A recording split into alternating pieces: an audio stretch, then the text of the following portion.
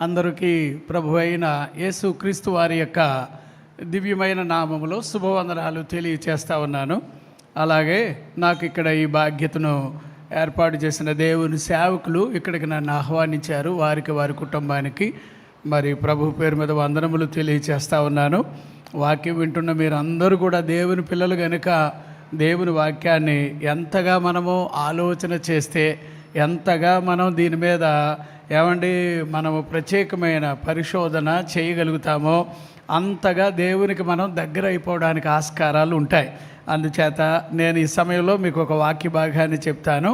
యెషయా గ్రంథం చూడండి, అందరూ కూడా ఈ వాక్యాన్ని చదువుదాం. యెషయా గ్రంథం 41వ అధ్యాయము, అందులో 9వ వచనాన్ని 10వ వచనాన్ని మనము ఒక్కసారి ఇలాగ ఆలోచన చేద్దాం. ఇందులో మీరు చాలా పటిష్టమైనటువంటి విషయము ఏమిటి అని అంటే, చాలా చక్కగా చెప్తున్నాడు. భూదిగంతముల నుండి నేను పట్టుకొని దాని కొనల నుండి పిలుచుకుని వాడా, నీవు ఎవరండి? నా దాసుడు అనియు నేను నిన్ను ఉపేక్షించి ఏర్పరచుకుంటున్నానియు నేను నీకు తోడై నేను నీతో చెప్పి ఉన్నాను, నీకు తోడై ఉన్నాను. ఇవి ఒక్కొక్కసారి మనం ఆలోచన చెయ్యాల్సిన అవసరం. ఇందులో దేవుడు అంటున్నాడు, నేను నీతో చెప్పి ఉన్నాను, నీకు తోడై ఉన్నాను, భయపడకము, నేను నీ దేవుడినై ఉన్నాను, దిగులు పడకము, నేను నిన్ను బలపరుతును, నీకు సహాయము చేయువాడను నేనే, నీ అందు నా దక్షిణాస్తముతో నిన్ను ఆదుకుంటాను, అదే నీతి అను నా దక్షిణాస్తము అనేది ఇక్కడ మనం చదువుతున్నాం. సరే, ఇప్పుడు ఆలోచన చేద్దాం. ఈ 41వ అధ్యాయంలో ప్రభువారు దేవుడు తన యొక్క బిడ్డలకి ఇచ్చిన ఒక చక్కటి ఆలోచన ఏంటంటే, నేను ఎవరిని అనుకుంటున్నావు అనేది ఒకటి ఆయన అక్కడ కనిపించాడు. రెండవది, నేను నీ తరపున ఉంటే ఎలాంటి పరిమాణాలు, ఎలాంటి పరిస్థితులు వాటిల్లుతాయి అనేది ఇంకొకటి చెప్తా ఉన్నాడు. తర్వాత ఇవన్నీ కూడా చెబుతూ అతనిని ఎలాగ చెప్పాడంటే, పురుగు వంటి యాకోబు అన్నాడు. ఎవరట యాకోబు? పురుగు వంటి యాకోబు. రెండవది మళ్ళీ స్వల్ప జనమగు ఇశ్రాయేలు. ఈ రెండు పదాలు కూడా ఆయనే అక్కడ వాళ్ళ గురించి చెబుతూ వచ్చాడు. మీరు 14వ వచనం దగ్గర నుంచి మనం వెళితే గనక అక్కడ పురుగు వంటి యాకోబు, స్వల్ప జనమగు ఇశ్రాయేలు, భయపడకము. యావరేజ్గా ఇందులో దేవుడు తన బిడ్డలకి ఇచ్చే ఒక ఆలోచన ఏమిటంటే, భయపడవద్దు అని అనడానికి ఆయన ఏమైనా బాడీ బిల్డరా అంటే కాదుగా, మరి ఏమైనా గట్టి మనిషి అంటే కాదుగా, లేకపోతే జేసీబీలాగా అతను ఏమైనా మహా గట్టోడు అంటే అదేం కాదుగా. అతను పురుగు వంటి అనే మాట రాశాడు. దేవుడే చెప్తున్నాడు, నువ్వు పురుగు వంటోడు అన్నాడు. పురుగు అనేది ఇంచుమించుగా ఆలోచన చేస్తే బహుశా దానికోసం గన్న తీసుకొచ్చి దాన్ని ఏం పేల్చాల్సిన అవసరం లేదు. పురుగు అంతే ఏమంటే, లేదు ఖడ్గంతో కోసేసేస్తాను నేను అని అంత ఇది కూడా లేదు. అది పురుగు. అది అప్పుడు పురుగు వంటి ఒక యాకోబుతో దేవుడు ఏమని చెప్తున్నాడంటే, నేను చూడండి, ఒక 7 పాయింట్లు నేను ఇందులో నుంచి మీకు ఇలాగ నేను చెప్తాను. చూడండి, నేను నీతో చెప్పి ఉన్నాను. పాయింట్ నెంబర్ 1 ఏంటంటే, నేను నీకు చెబుతున్నాను అనేది ఒక మాట. ఆయన చెబితే వేరే వాళ్ళు చెబితే వేరే, అది మాత్రం మనసులో పడాలి. రెండవది, నేను నీకు తోడై ఉన్నాను. అది కూడా అక్కడే ఉంది. ఏమంటే, తోడై ఉన్నాను అంటే కూడా ఉన్నాను అనేది ఒక మాట. ఇంతకీ ఇవన్నీ ఎవరికి చెప్తున్నాడు అంటే, పురుగు వంటి యాకోబుతో చెప్తున్నాడు. పురుగు వంటి యాకోబుతోటి నేను నీతో చెప్పి ఉన్నానంటే అదొక ఆశ్చర్యమైన మాటే. రెండవది, నేను నీకు తోడై ఉన్నాను, అది ఇంకా ఆశ్చర్యంగా ఉంటుంది. పురుగుకి ఆయన తోడు ఉండడం ఏంటండి, అది ఒక ఆశ్చర్యం. తర్వాత, నేను నీకు దేవుడై ఉన్నాను, అక్కడే అంటున్నాడు ఆ మాట. నేను నీకు దేవుడై ఉన్నాను, అది కూడా ఆయన అంటున్నాడు. ఏది? పురుగుకి ఆయన ఎవరు? దేవుడై ఉన్నాను. సరే, పురుగు అన్నాడు యాకోబుని, ఇశ్రాయేలునేమో స్వల్ప జనులు అన్నాడు. అప్పుడు స్వల్పజనంగా ఉన్న పురుగు లాంటి యాకోబు, నేను నీతో చెప్తున్నా వినయా, నేను నీకేమైనానంటే తోడుగా ఉన్నాను, మరి నేను నీకు సహాయం చేస్తాను, నేను నీకు దేవుడినై ఉన్నాను. ఇంకో మాట ఏమన్నాడంటే, నేను నిన్ను ఆదుకుంటాను. ఆదుకుంటాను.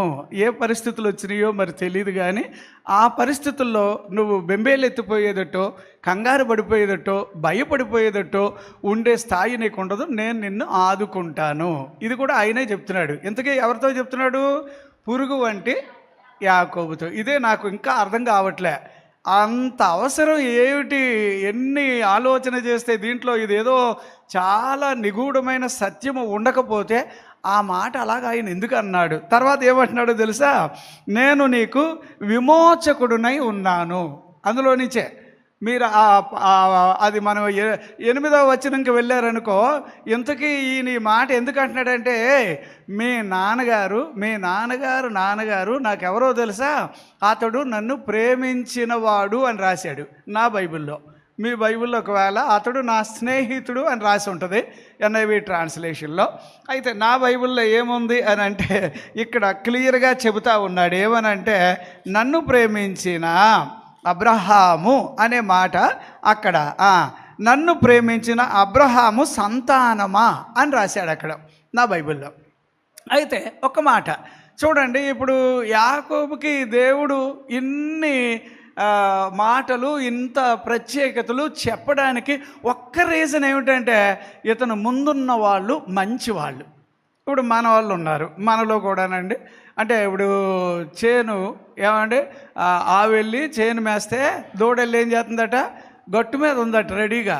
అంటే అంత రెడీగా నేను కూడా ఉన్నాను మమ్మీ, నువ్వు ఎప్పుడు పిలుస్తావో నేను కూడా చేను మేసేస్తాను అన్నట్టు. అంటే జనరల్గా మన తండ్రులు కాయలు, ద్రాక్షకాయలు తింటే మన పిల్లలు పళ్ళు ఏమవుతున్నాయట? పులిసిపోతున్నాయి అని అంటారు. బైబిల్లో ఉన్న ఒక మాట అది. అయితే నేనేమంటున్నానంటే, మన ఇళ్లలో ఏమండి, మనకు మంచి తల్లిదండ్రులు ఉన్నందుకు మొట్టమొదట మనం దేవునికి స్తోత్రాలు చెల్లించాలి. ఈ విషయంలో మాత్రం మంచి తల్లిదండ్రులు, దేవుని వాక్య ప్రకారంగా బ్రతికేవాళ్ళు, వాక్యానికి విలువిచ్చేవాళ్ళు, దేవుడంటే ఏమండి భయభక్తులు కలిగి ఉంటారు చూసారా, వాళ్ళను బట్టి వాళ్ళ పిల్లలకి మంచే జరుగుద్ది తప్ప కీడు జరగడానికి ఆస్కారాలు ఉండవు. అది ఇందులో ఉన్న ఒక మ్యాటరు. తర్వాత దేవుడు ఏమంటున్నాడంటే, నేను నీకు విమోచకుడిగా ఉంటాను, నీకు నేను ఉత్తరం ఇస్తాను అంటున్నాడు. అంతా కూడా చూడండి, ఈ 4-5 వచనాల్లోనే మనం ఇవంతా చదువుతాం. ఏమండి 14-15 వచనం దగ్గరికి వెళ్ళే వాళ్ళకి వేరేగా మనం వేరే మాట చూడగలుగుతాం. తర్వాత ఏమంటున్నాడంటే, నేను నీతి అను నా కుడి చేతితో నిన్నేం చేశాను? నేను పట్టుకొని ఉన్నాను. సరే, ఇప్పుడు ఎన్ని మాటలు వచ్చినాయి ఒకసారి చూడండి. ఒక్కసారి ఇది విత్ స్క్రిప్చర్లో ఉన్న విషయాలే కదా. ఒకటేమంటాడు? నీతో నేను చెప్పాను. ఏం చెప్పుంటాడు? భయపడొద్దయ్యా, దిగులు పడవద్దయ్యా, అంతే కదా. భయపడొద్దు, దిగులు పడొద్దు.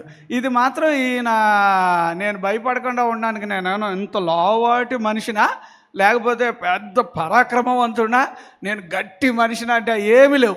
అతను చెప్పాలి అంటే గాలేస్తే ఎగిరిపోయే పరిస్థితిలో ఉన్న ఒక పురుగు లాంటి వాడు. ఇప్పుడు ఈ పురుగు లాంటి వాడికి దేవుడు ఇన్ని మాటలు చెప్తున్నాడంటే, ఏమంటే ఇప్పుడు మిమ్మల్ని ఎవరైనా పురుగు అంటే ఊరుకుంటారా? ఏమంటే ఎవరు ఊరుకోరు కదా బాబోయ్. అసలు మీకు ఇప్పుడు నేను ఇలాగ అన్నానని కాదు, కానీ ఉన్న జంతువుల్లో ఒకవేళ పురుగుతో చెప్పాడు కదా, పురుగుతో పోల్చాడు కదా, మీకు ఏ పురుగు అంటే ఇష్టం చెప్పండి. అబ్బా, గొంగళి పురుగు ఇష్టంగా ఉంటుందా? అదే బాగుంటుంది కదా. ఏమంటే అప్పుడు బ్రష్ ఎట్టుకొని ఎన్నిసార్లు తోమినా దురదపోదు.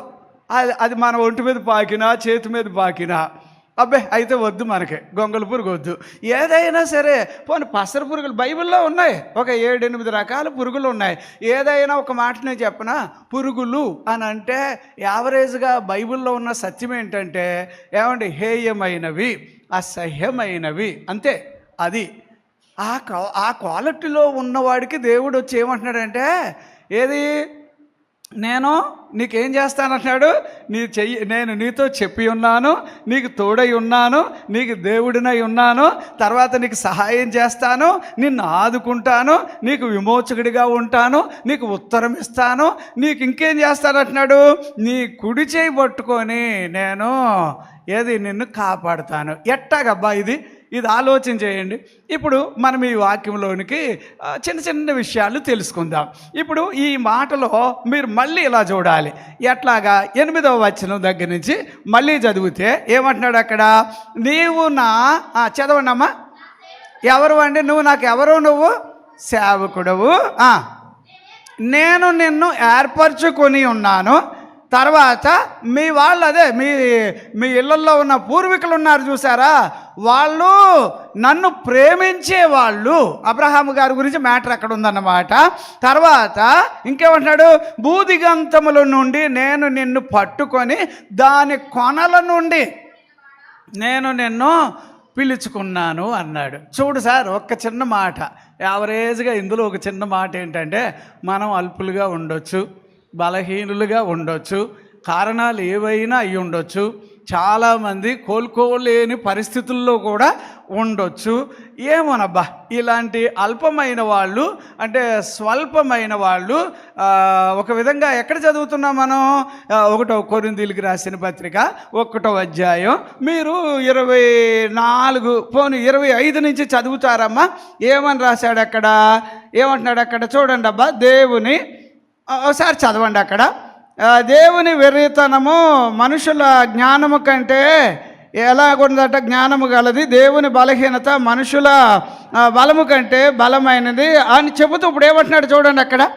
చదవండి అమ్మా. సహోదరులారా, మిమ్మును పిలిచిన చదవండి అండి, జ్ఞానులైనను గనులైనను, అబ్బా ఇంకేమంటున్నాడు చూడండి, అయినా కూడా అన్నట అనేకులను ఆయన పిలవలేదు కానీ ఏ శరీరయు దేవుని ఎదుట అతిశయింపబడకుండునట్లు ఎవరినమ్మా, జ్ఞానులను సిగ్గుపరచడానికి లోకములో నుండు వెర్రివారిని, ఇంకా చదవండి, బలవంతులకు సిగ్గుపరచడానికి లోకములో బలహీనులైన వారిని ఏర్పరచుకున్నాడు. అలాగే మీరు చూడండి, అందులో హీనులు ఉన్నారు, ఏమన్నా నీచులు ఉన్నారు కదా. అప్పుడు ఇలాంటి వాళ్ళని ఎవరైనా పట్టించుకుంటారా? ఇంతలాగా ఉన్నటువంటి వాళ్ళని, అంటే నీచులు కానీ బలహీనులు కానీ. ఇప్పుడు బెల్లం ఉంటేనే కదా మరి చీమలు వచ్చేవి. అసలు కొంచెం మనం ఏమైనా దివాలా తీసినట్టు మన వాళ్ళకి తెలిస్తే అక్కడక్కడి నుంచి అటే వెళ్ళిపోతారు, ఈ దరిదాపులకు కనిపించరు. తీరా మనం ఎక్కడ ఉన్నావా అని అంటే గూగుల్ ఫోన్ ద్వారా ఏమైనా పట్టుకోవచ్చేమో, కానీ లేకపోతే ఆడు ఇప్పుడే నేను అమెరికాలో ఉన్నాను అంటాడు. ఆడు ఫోజు కొడతా ఇక్కడే ఉంటాడు, ఏ అమీర్పేటలో తిరుగుతూ ఉంటాడు. అంటే మారిపోయింది, రోజులు మారిపోయినాయి. ఎవరెవరు పట్టించుకోవాలని లేదబ్బా, ఎవరెవరు సహాయం చెయ్యాలని లేదబ్బా. కానీ నాకేంటో కానీ ఈ వాక్యాలు ఎలా చదువుతున్నప్పుడు ఓ పురుగు లాంటి వాడితోటి దేవుడు ఇంతసేపు మాట్లాడి పురుగు వంటి యాకోబు, యాకోబు నేను మీ నాన్నగారిని బట్టి అయినా, మీ నాన్న ఉన్నాడు చూసావా తాతయ్య, ఆయన్ని బట్టి అయినా నీకు మాత్రం నేను కొన్ని ప్రత్యేకతలు ఇస్తాను, కొన్ని ప్రత్యేకమైన విషయాలు చెప్తాను, నువ్వు వినాలి, నేను ముందే చెప్తున్నా నీకు అని చెప్పి అతనికి రాబోతున్న ఆ గొప్ప భవిష్యత్తు గురించి దేవుడు చాలా విడమరిచి అతనికి చెబుతా ఉన్నాడు. నేను మిమ్మల్ని ఇలా అడుగుతున్నాను, ప్రభువులోకి వచ్చాకేనండి మన దశ మారాలి. ఎవరిలోకి వచ్చాక? ఏకు లాంటి వాళ్ళు ఇక్కడికి వచ్చి ఏమవ్వాలి? ఏకు లాంటి వాళ్ళు అంటే దూదు లాంటి వాళ్ళు ఏమయ్యాలి? మేకులా తయారవ్వాలట. ఎంతసేపులో గాలి అయితే ఎగిరిపోతారు అని అనుకుంటారు మనల్ని. నేనంటాను, తీసుకురారా మిషన్ తీసుకొచ్చి గాలి కొట్టినా కూడా నేను ఎగిరేదట్టు లేను నేను ఇప్పుడు. అట్లా గట్టిగా మారడానికి ఇదిగో ఈయనొక్కడే కారణం. నేనేమంటున్నానంటే, మనం బలహీనులమే, ఎన్నిక లేని వాళ్ళమే, ఎన్నో రకాలుగా బాధల్లో పడ్డ వాళ్ళమే, తెలిసి పడ్డాం, తెలియక కూడా పడ్డాం. ఎవరైనా మనకు ఉపశాంతి ఇస్తారంటే ప్రతి వాళ్ళకి ఎలాగుందంటే, ఆ తెల్లవాళ్ళ దేశంలోనంటే ఎవరైనా మీ బాధలు ఉంటే మాకు చెప్పుకోండి అని ఫోన్ నెంబర్ ఇస్తారట. మనం చక్కగా అన్నీ చెబితే ఐసి అయ్యో అలాగైంది, ఇలా చచ్చిపోతా ఉన్నట్టు యాక్షన్ చేస్తాడు. తర్వాత సరదాగా బిల్లు చెప్తాడట, ఎంత అయ్యింది, నీతో 15 నిమిషాలు మాట్లాడాను, బిల్లు కొట్టు అంటాడట. అది కూడా విన్నట్టే, అది కూడా మనకు సాయం చేసినట్టే. ఆ విధంగా అయినా కొంచెం మన గుండె తేలిక చేసుకోవడానికి చెప్పుకుంటారట అక్కడ. కానీ ఇక్కడైతే ఆర్చేవాడు ఉండడు, తీర్చేవాడు ఉండడు. అసలు మనకు ఏదైనా కష్టమైతే మంచిగా అయ్యిందని ఏడిసే గ్యాంగ్ ఉంటుంది, అదో తొట్టి గ్యాంగ్. బాగా జరిగింది వీళ్ళకి, అలాగే జరగాలి అంటే ఇంకా ఎలాగుంటారంటే అందరూ మన మీద నడిచి వెళ్ళిపోవాలని అనుకుంటారు. అబ్బా ఈయనొక్కడండి మంచి సమరయుడు. ఎవరు మంచి సమరయుడు. నాకెందుకులే అని యాజకుడిలాగా వెళ్ళిపోయి ఉంటే ఏమై ఉండేది, నాకెందుకులే అని చెప్పి లేవీయుడిలాగా వెళ్ళిపోతే ఏమై ఉండేది. ఆ 10వ అధ్యాయంలో మనం చదువుతాం మనం లూకాలో. కాకపోతే నేను ఒక మాట చెప్తున్నాను సార్, అలాగా వెళ్ళిపోకుండా ఆయన మంచి సమరయుడిగా దిగి వచ్చి, ఏమన్నా ఎవరు సాయం చేయలేదా, నేను చేస్తానమ్మా. గాయాలు కట్టాడట, ఏమంటే నూనె రాశాడట, పూటకోళ్ళు వాని ఇంటికి తీసుకెళ్ళాడట. ఇవన్నీ మనం ఒక్కసారి ఆలోచన చేస్తే అసలు నీ మీద జాలి పడడానికి ఏ మంచి మన దగ్గర లేదు. పోను ఒకవేళ మనకు అది ఏదైనా చేసిన తర్వాత అప్పుడు నేను పెద్ద ప్యాకేజీ నీకు ఇస్తానంటే ఆయనకి అలాంటి ఎదురు చూసేవాడు కూడా కాదు. అంటే ఏంటంటే నువ్వు నాకు ఇస్తావురా రేపు ఉదయం, నాకు సాయం చేస్తావు అందుకు నీకు చేస్తాను, ఆ కేటగిరీలో ఉండేవాడు కాదు ఈ దేవుడు. ఈయన వేరే. ఈయన ఎవరంటే నువ్వు చేసినా చేయకపోయినా నీకు మేలు చేయడం ఆయనకి ఇష్టం. 10వ అధ్యాయం 38 అపోస్తుల కార్యాల్లో ఆయన దెయ్యముల చేత పీడింపబడిన వారందరినీ విడిపించి ఏమండి ఆయన ప్రజలందరికీ మేలు చేయుచు సంచరించుచుండెను అని రాశాడు. అప్పుడు ఆయన ఎవరికైనా కీడు చేస్తాడంటే కీడు చేసే దేవుడు కాదు ఈ దేవుడు. దేవునికి స్తోత్రం. బైబిల్ వాక్యాల్లో యోహాను సువార్త 18:23 వచనంలో చదివితే ఆయన అన్నడును కాని మాట మాట్లాడడం ఆయనకి కుదరదట, ఇష్టం కాదు. బైబిల్ వాక్యాల్లో మత్తయి సువార్త 12:19 వచనంలో చదివితే గనక ఆయన జగడమాడడు, ఆయన కొట్లాట్లకు వెళ్ళేవాడు కాదు. ఎంత మంచి దేవుడో ఈయన. యాకోబుతో ఈరోజు అంటున్నాడు, యాకోబు నేను నీతో చెబుతున్నా, నువ్వు కాస్త విను, నీకు ఎన్ని మంచి రోజులు వస్తాయో. మీ నాన్నగారిని బట్టి అయినా నాకు నువ్వంటే ఇష్టమే, మీ నాన్నగారు ఉన్నారు కదా అలాగ కూడా నువ్వు నాకు ఇష్టమే. కాకపోతే నీ పరిస్థితి ఎంత అధ్వానం అవుతుందని నేను అనుకోలేదు. ఎందుకంటారా, యాకోబు పరిస్థితి అలాగే ఉంది. అమ్మ నా వైపు చూడండి, అందరూ కూడా సీరియస్గా చూడకండి. ఎందుకంటే నేను చక్కటి వాక్యం చెప్పాలని నాకు ఆశతో వచ్చాను. దారి పొడుగున ప్రార్థన చేసుకుంటానే వచ్చాను. నాకు మంచి సమయం ప్రాప్తించాలిగా. నా ఇష్టం వచ్చినట్టు నేను చెప్పడానికి ఈ వేదిక నాదిగా, అది దేవుంది కదా, ఆయనకి ఇష్టంగా ఉండాలిగా. అప్పుడు నేను మీతో మాట్లాడే మాటలు ఖచ్చితంగా నా ప్రభువుకి మహిమ కలగాలనే ఉద్దేశంతో నేను ఇక్కడ నుంచి ఉన్నా. అయితే నేను అడుగుతున్నాను ఏంటంటే, యాకోబు ఏమండి మనం కూడా ఆలోచన చేయాలి.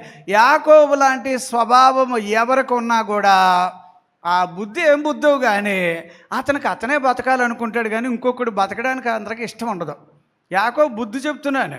యాకోబుకున్న లక్షణం ఏంటంటే, అరే పైన అన్నయ్య ఉన్నాడు, అన్నయ్యను మోసం చేయొచ్చు, అన్నయ్యనా ఇంకా ఎవరినైనా బాబుని కూడా మోసం చేస్తానంటాడు. పాపం వాళ్ళ నాన్నగారికి ఏమో కళ్ళు కనబట్టలేదు కదా అని చెప్పి ఇదే అదనని చెప్పి మోసం చేసేస్తున్నాడు అక్కడ.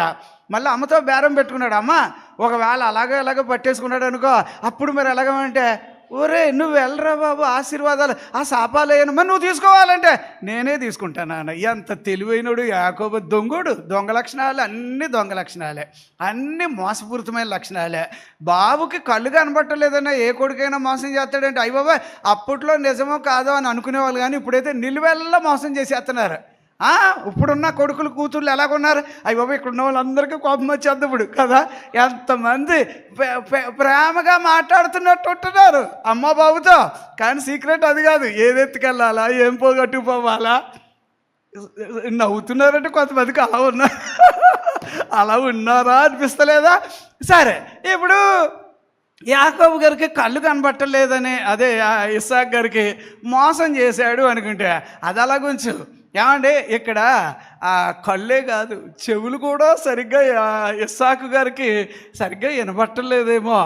ఏం పేరు అది ఇది అడిగితే ఏమంటే ఇస్సాకు గారు తన దగ్గర ఉన్న వాళ్ళని గుర్తుపట్టలేకపోతున్నాడు. నేను మిమ్మల్ని ఇలాగ అన్నానని ఏమనుకోకండి.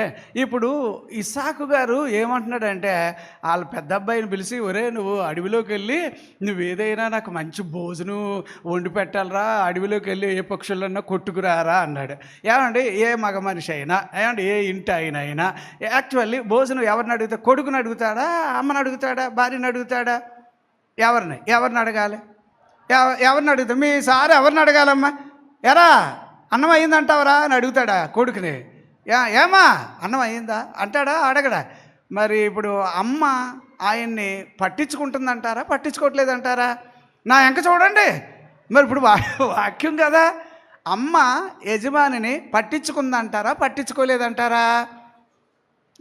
దీనికి సరైన ఆన్సర్ అయితే రాదులేండి. మిమ్మల్ని అడగడం కూడా నాకు వద్దు.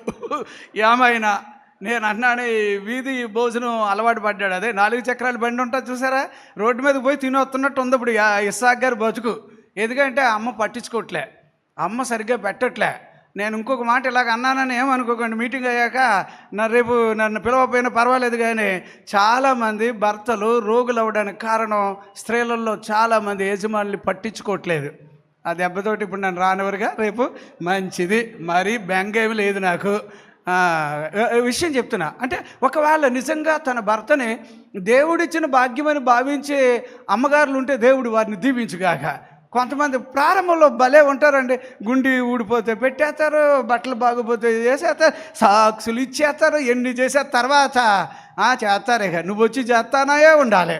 గొడ్డులాగా చేస్తున్నా కూడా రోడ్డు మీద పని చేసి రావాలి, ఇంటికి వచ్చి పని చేయాలి, అయినా అవదబ్బా. అట్టగా కొన్ని సందర్భాల్లో నేను అనుకుంటున్నాను, ఇస్సాకు గుడ్డివాడు అవ్వడానికి కారణం అమ్మ మంచి భోజనం పెడితే గొడవ ఉండి కాదేమో, పెట్టలేదేమో అనిపిస్తుంది.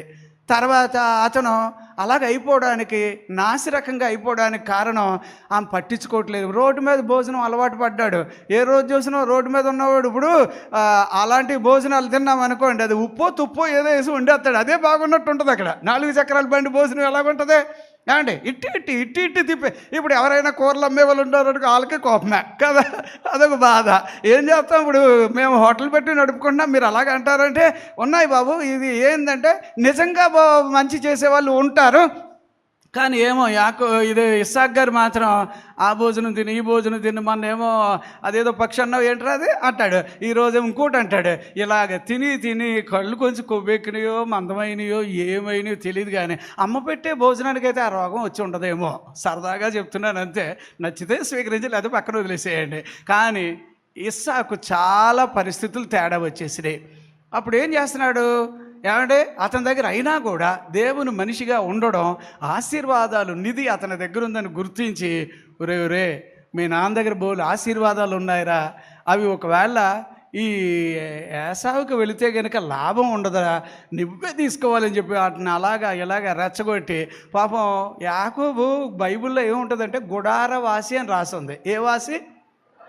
తెలుగు బైబిల్ ప్రకారంగా గుడారవాసి. ఇప్పుడు దిక్కు లేకుండా అడవిలో వాసి కింద వెళ్ళిపోయాడు. ఆశీర్వాదాలు వచ్చినాయి, ఏం ప్రయోజనం అండి? ఆశీర్వాదాలు వచ్చేసినాయి, మోసం చేశాడు బాబును మోసం. అదే నేను అంటాను, యాకోబు పేరు మీదే గనక మనం బ్రతుకుంటే మనం ఎవరికి పనికిరావు. చివరికి నువ్వు కూడా పనికిరావు. మళ్ళీ చెప్తున్నా. అంటే ఎందుకు అంటారా? అలాగే అయితే కనుక యాకోబుకి దేవుడు పేరు మార్చాల్సిన అవసరం లేదుగా. ఇక మీదట నీ పేరు ఏమో అనబడదు, యాకోబు అనబడదు ఇక మీదట. అప్పుడు అంటే ఇదేదో తేడా ఉంది కదా.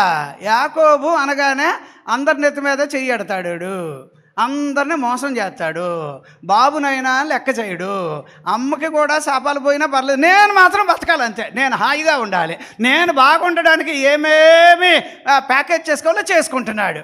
అన్నీ చేసుకున్నాక ఇప్పుడు అన్నయ్యకి తెలిసింది వీడు ఇలా చేశాడు కాబట్టి ఆడిని ఉంచడానికి వీల్లేదు, అలాగేలాగా అరిసేస్తా. వాళ్ళ నాన్నగారు అన్నాడు, ఎంత అయితే నువ్వు ఒకవేళ కళ్ళు కనబడకపోయినా కనీసం ఇన్నిసార్లు నీకు అన్నం పెట్టుకుంటూ వచ్చాను, ఇన్నిసార్లు వండుకుంటూ వచ్చాను, కనీసం నేను ఎవడో గుర్తుపట్టలేదా, ఆ మాత్రం కూడా స్వరం కూడా గుర్తుపట్టలేవంటే ఏం చేయాలరా అర్థం కావట్లేదురా అంటాడు ఆయన.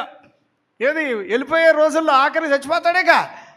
ఏం చేయాలబ్బా ఇలాగా అంటే నేను అంటున్నా, ఈ గొడవ అది ఎంత తేడా వచ్చేసిందంటే చివరికి ఇతనేమో అడవిలో ఉన్నవాడు ఇంట్లోకి వచ్చి ఉన్నాడు, ఇంట్లో గుడారవాసిగా ఉన్నప్పుడు ఇప్పుడు అడవిలోకి పోయాడు, ఎక్కడికో పోయాడు, ఏమోలే ఎటేటో పోయాడు.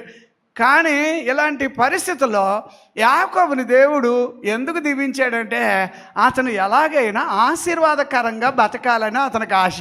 దేవునికి స్తోత్రం, హల్లెలూయా. సరే, ఇప్పుడు ఇతన్ని దేవుడు పట్టుకొని సరే అయ్యా నేను నీకు ఇలా చేస్తాను అన్నాడు. ఒక మాట మళ్ళీ ఇలాగ ఆలోచన చేద్దాం. మనం ఆలోచన చేయాల్సిన ఒక చిన్న మాట. యాకోబు గారితో ఇలా చెప్పాడు కదా, ఏమన్నాడు? యాకోబు నువ్వు అదే అక్కడ 14వ వచనం చదవమ్మా, మళ్ళీ ఒకసారి చదవండి. యెషయా గ్రంథం 41:14 వచనం. ఎవరండి ఆయన? గట్టిగా చెప్పండి అమ్మా. పురుగు వంటి యాకోబు. పురుగు వంటి యాకోబు అని అనగానే, ఇక పురుగులు అని అనగానే యావరేజ్గా బైబిల్ అంతలో నేను 7 పాయింట్లు చెప్పాలి, దాని మీదే 7 పాయింట్లు ఉన్నాయి. పురుగులు బైబిల్లో ఈ మాట ఎక్కువగా మనం చదివితే ఏమంటే దావీదు గారు ఏమంటాడంటే పురుగు వంటి, ఏది యాకోబు అంటే దావీదు అంటే ఎవరంటే పురుగు వంటి వాడిని అని అంటాడు, ఆయన అంటాడు. సరే, ఒక వచనాన్ని మనం చదువుదాం. బైబిల్ గ్రంథంలో మనం జనరల్గా చూడగలిగిన ఒక వాక్యం చూస్తే గనుక చూడండి అమ్మ, 25వ కీర్తన 6వ వచనాన్ని ఒకసారి చదువుతారా? లేదు, యోబు గ్రంథం 25 6వ వచనం ఒకసారి చదవండి అమ్మ. యోబు గ్రంథం 25 అమ్మ.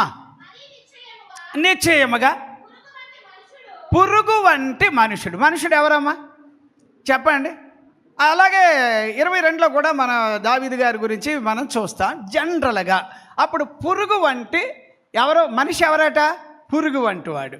అంటే ఇలాంటి వాడిలో, ఇలాంటి వాని జీవితంలో దేవుడు గనక ఎంటర్ అయితే అప్పుడు ఏమండి, యాకోబు లాంటి వాళ్ళు, పురుగు లాంటి వాళ్ళు ఏమవుతారంటే ఇశ్రాయేలుగా మారడానికి ఛానల్ ఉంటుంది. అంటే మన జీవితాల్లో దేవుడు గనక ఎంటర్ కాకపోతే నీ బ్రతుకు ఎప్పటికైనా పురుగు లాంటి బ్రతుకే. ఇంకెలాగుంటుంది? యాకోబులాగా వాళ్ళని వెళ్ళి మోసం చేసుకుంటూ, వాళ్ళని వెళ్ళి ఏమండి దగా చేసుకుంటూ అదే జీవితం. ఎక్కడికి వెళ్ళినా కూడా ఇదే. ఆఖరికి ఇతను అందరినీ మోసం చేస్తున్నాడని ఇతను మోసం చేయడానికి వెళ్ళి మామ ఎవరో ఆయన తక్కువ తిన్నాడా? ఊవంటే అమ్మో, ప్రారంభంలో మాత్రం యాకోబుని పెట్టుకొని నా ఎముకలాంటోడు అయ్యా నువ్వు అని పెద్ద పొగిడాడు. ఇప్పుడు మాత్రం నిన్న మొన్న ఉన్నట్టు లేదట ఇప్పుడు యాకోబు. అల్లుడే కానీ ఏం అల్లుడే ఎవడో నాకేంటి పెద్ద లెక్కేటి అని మొత్తం ఉన్న ఆస్తులు అవి ఇవి ఏమన్నా సరే అటు పిల్లలు అందరే మోసం చేసేస్తున్నాడు అతను. ఇతనే మోసగాడైతే ఈయన బాబులాటోడు ఎవరో మామ. చూడండి ఎలాగుందో. మరి ఇలాంటి బతుకులో ఉన్న మనిషిని నేను అంటున్నా. ఇప్పుడు యాకోబు అనగానే బాగా మీరు గుర్తుపట్టాలి, అతనుకున్న పేరేంటంటే పురుగు లాంటి వాడు. ఇప్పుడు మీ పేర్లు ఎవరైనా సరే ఏమండి ఎంత చక్కగా పేరు రాసిన తర్వాత కూడా పురుగు అని ఇంటి పేరులాగా పెట్టుకుంటారా? అది పెట్టాం. పోనీ సైడ్ ఏదో నిక్నేమ్లాగా పురుగు అని పెడతామా? అది పెట్టాం. అప్పుడు పురుగు లాంటి జీవితాన్ని దేవుడు పైకి తీసుకురావాలంటే నువ్వంటూ ప్రత్యేకమైన మనిషిగా మారవలసిందే. దేవునికి స్తోత్రం. మళ్ళీ చూడండి, ఇప్పుడు యాకోబుతో ఇంకో రకంగా ఎలాగంటున్నాడంటే, ఇప్పుడు చూడమ్మా, అందులో మనం చదువుతున్నాం 11వ వచనం దగ్గర నుంచి చూస్తారా ఏమంటున్నాడు? నీ మీద కోపపడిన వారు ఏమవుతారట? సిగ్గుపాలైపోతారు, విస్మయం పొందుతారు.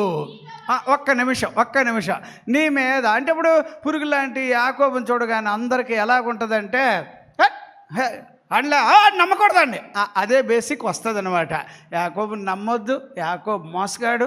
అమ్మా మన అందరూ మంచివాళ్ళం అనుకోకండి, మన అందరిలో ఈ లక్షణాలే ఉన్నాయి. కానీ ఈ లక్షణాలని మార్చిన యేసు ప్రభుకి నిండారా చేతులు పైకెత్తి మరి ఆయనకి ఏమంటే వందనములు తెలియచేయాలి.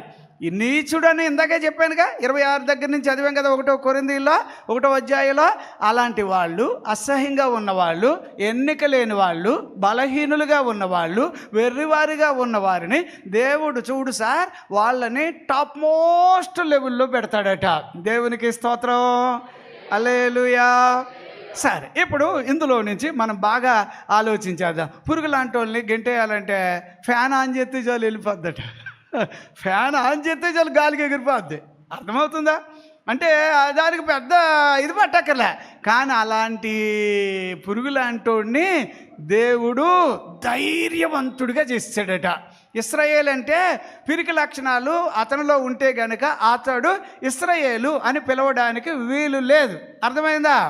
ఇశ్రాయేలు అంటే అర్థం ఏంటంటే ఆయన ఒక రాజుగారు కొడుకు, అలాగా రాజుగారు వైభవం, రాజుగారులాగా ధైర్యంగా చాలా బలమైన మనిషిగా ఉంటాడు. మరి ఇలాంటి పురుగు లాంటోడు అంత గొప్పోడు ఎలాగైపోయాడంటే అతను కూడా ఉన్నాడు చూసారా, దేవునిని బట్టి.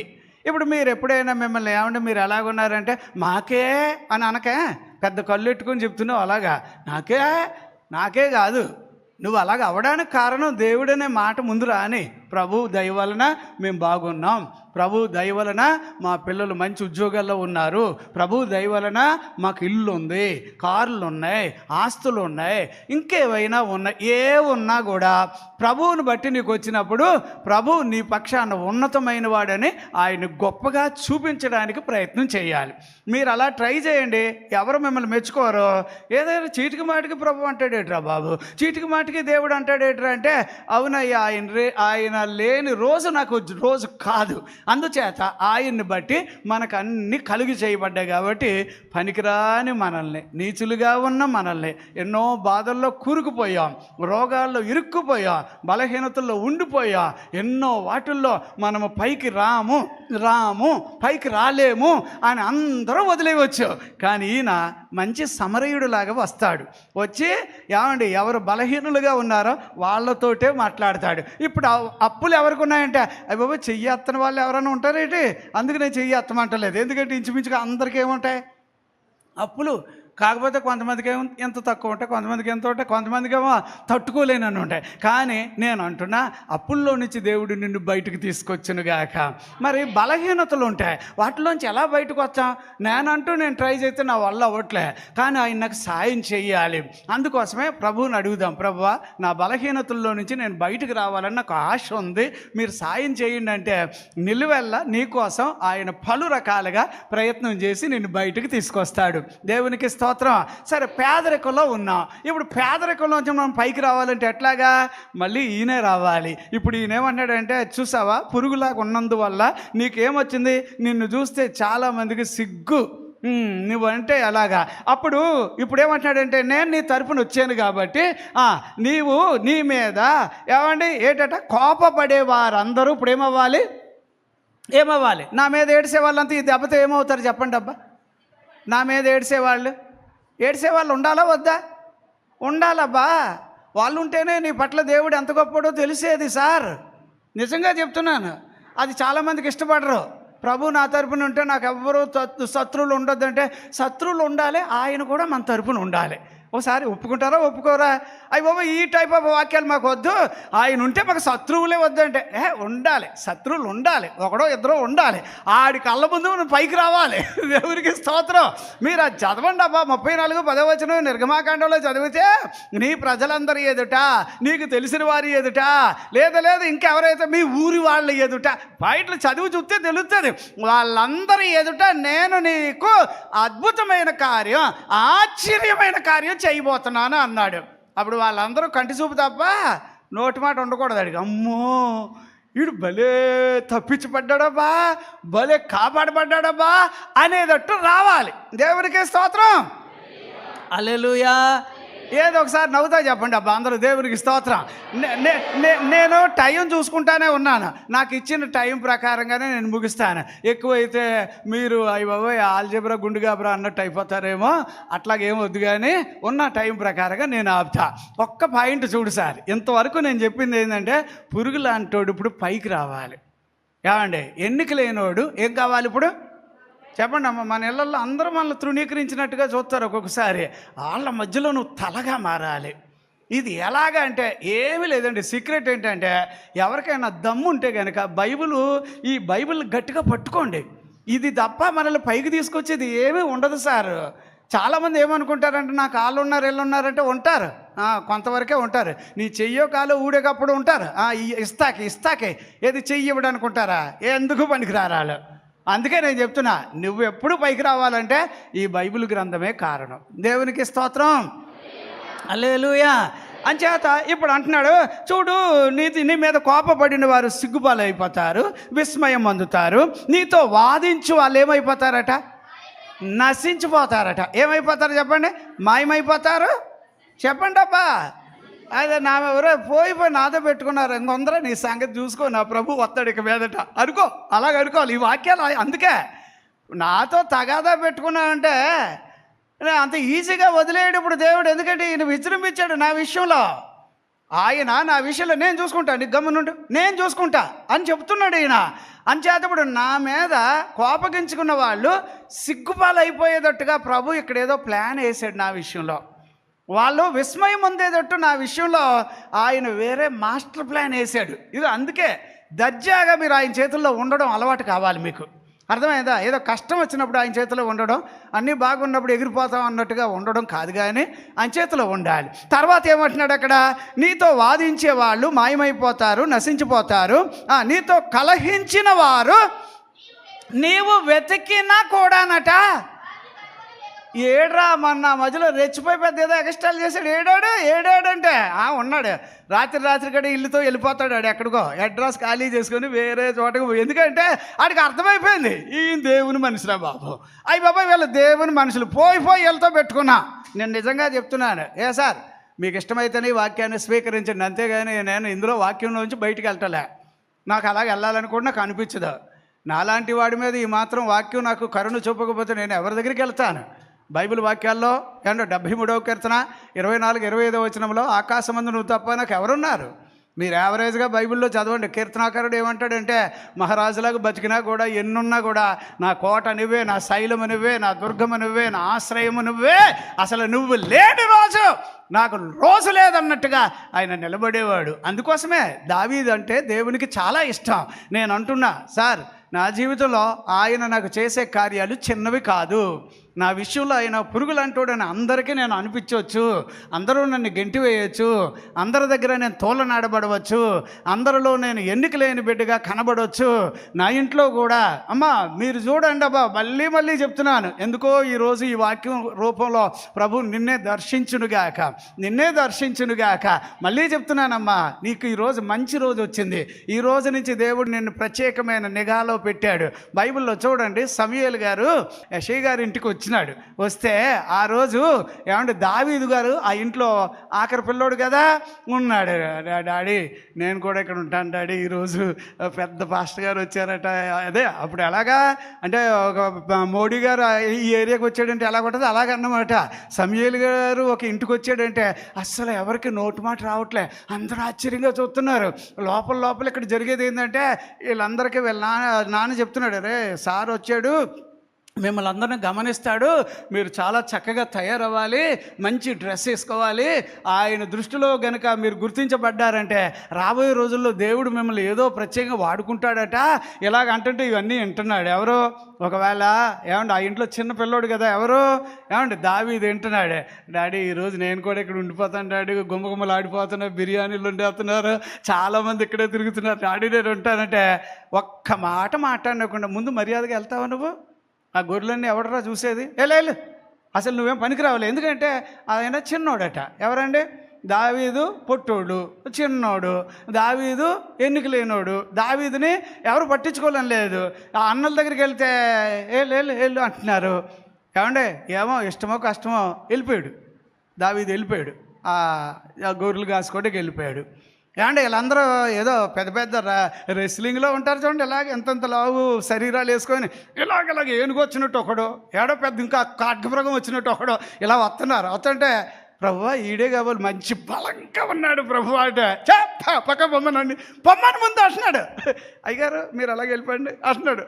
అదేంటో నేను సెలెక్ట్ కాలేదట. ఫోన్లే మా లైన్లో ఎవడో కూడా సెలెక్ట్ అవుతారు వీళ్ళు అనుకుంటున్నారు.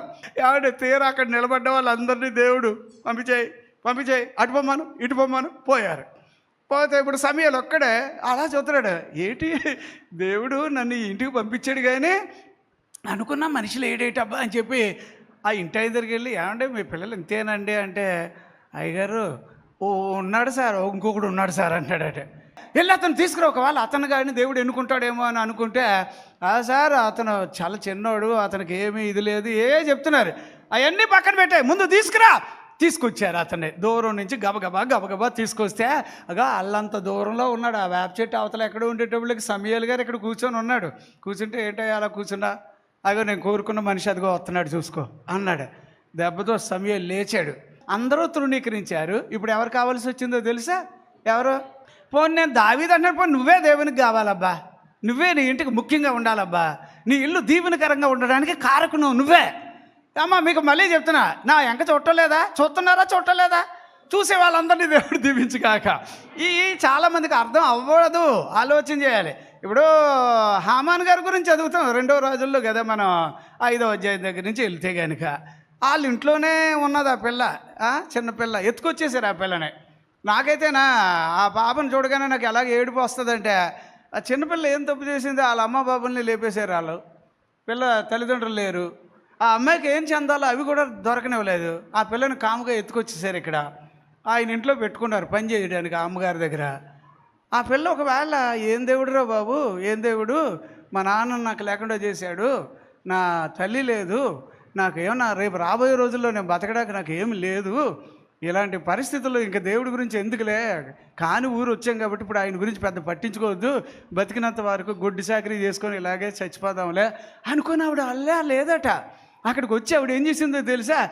అతను యుద్ధం చేసి ఎప్పుడు వచ్చినా కూడా జయం మళ్ళీ వచ్చేసింది మనకు అనగానే వాళ్ళ ఆవిడ గారు ఏమనుకున్నాడు? ఎప్పుడు వచ్చినా రావడం జయం అంటాడు.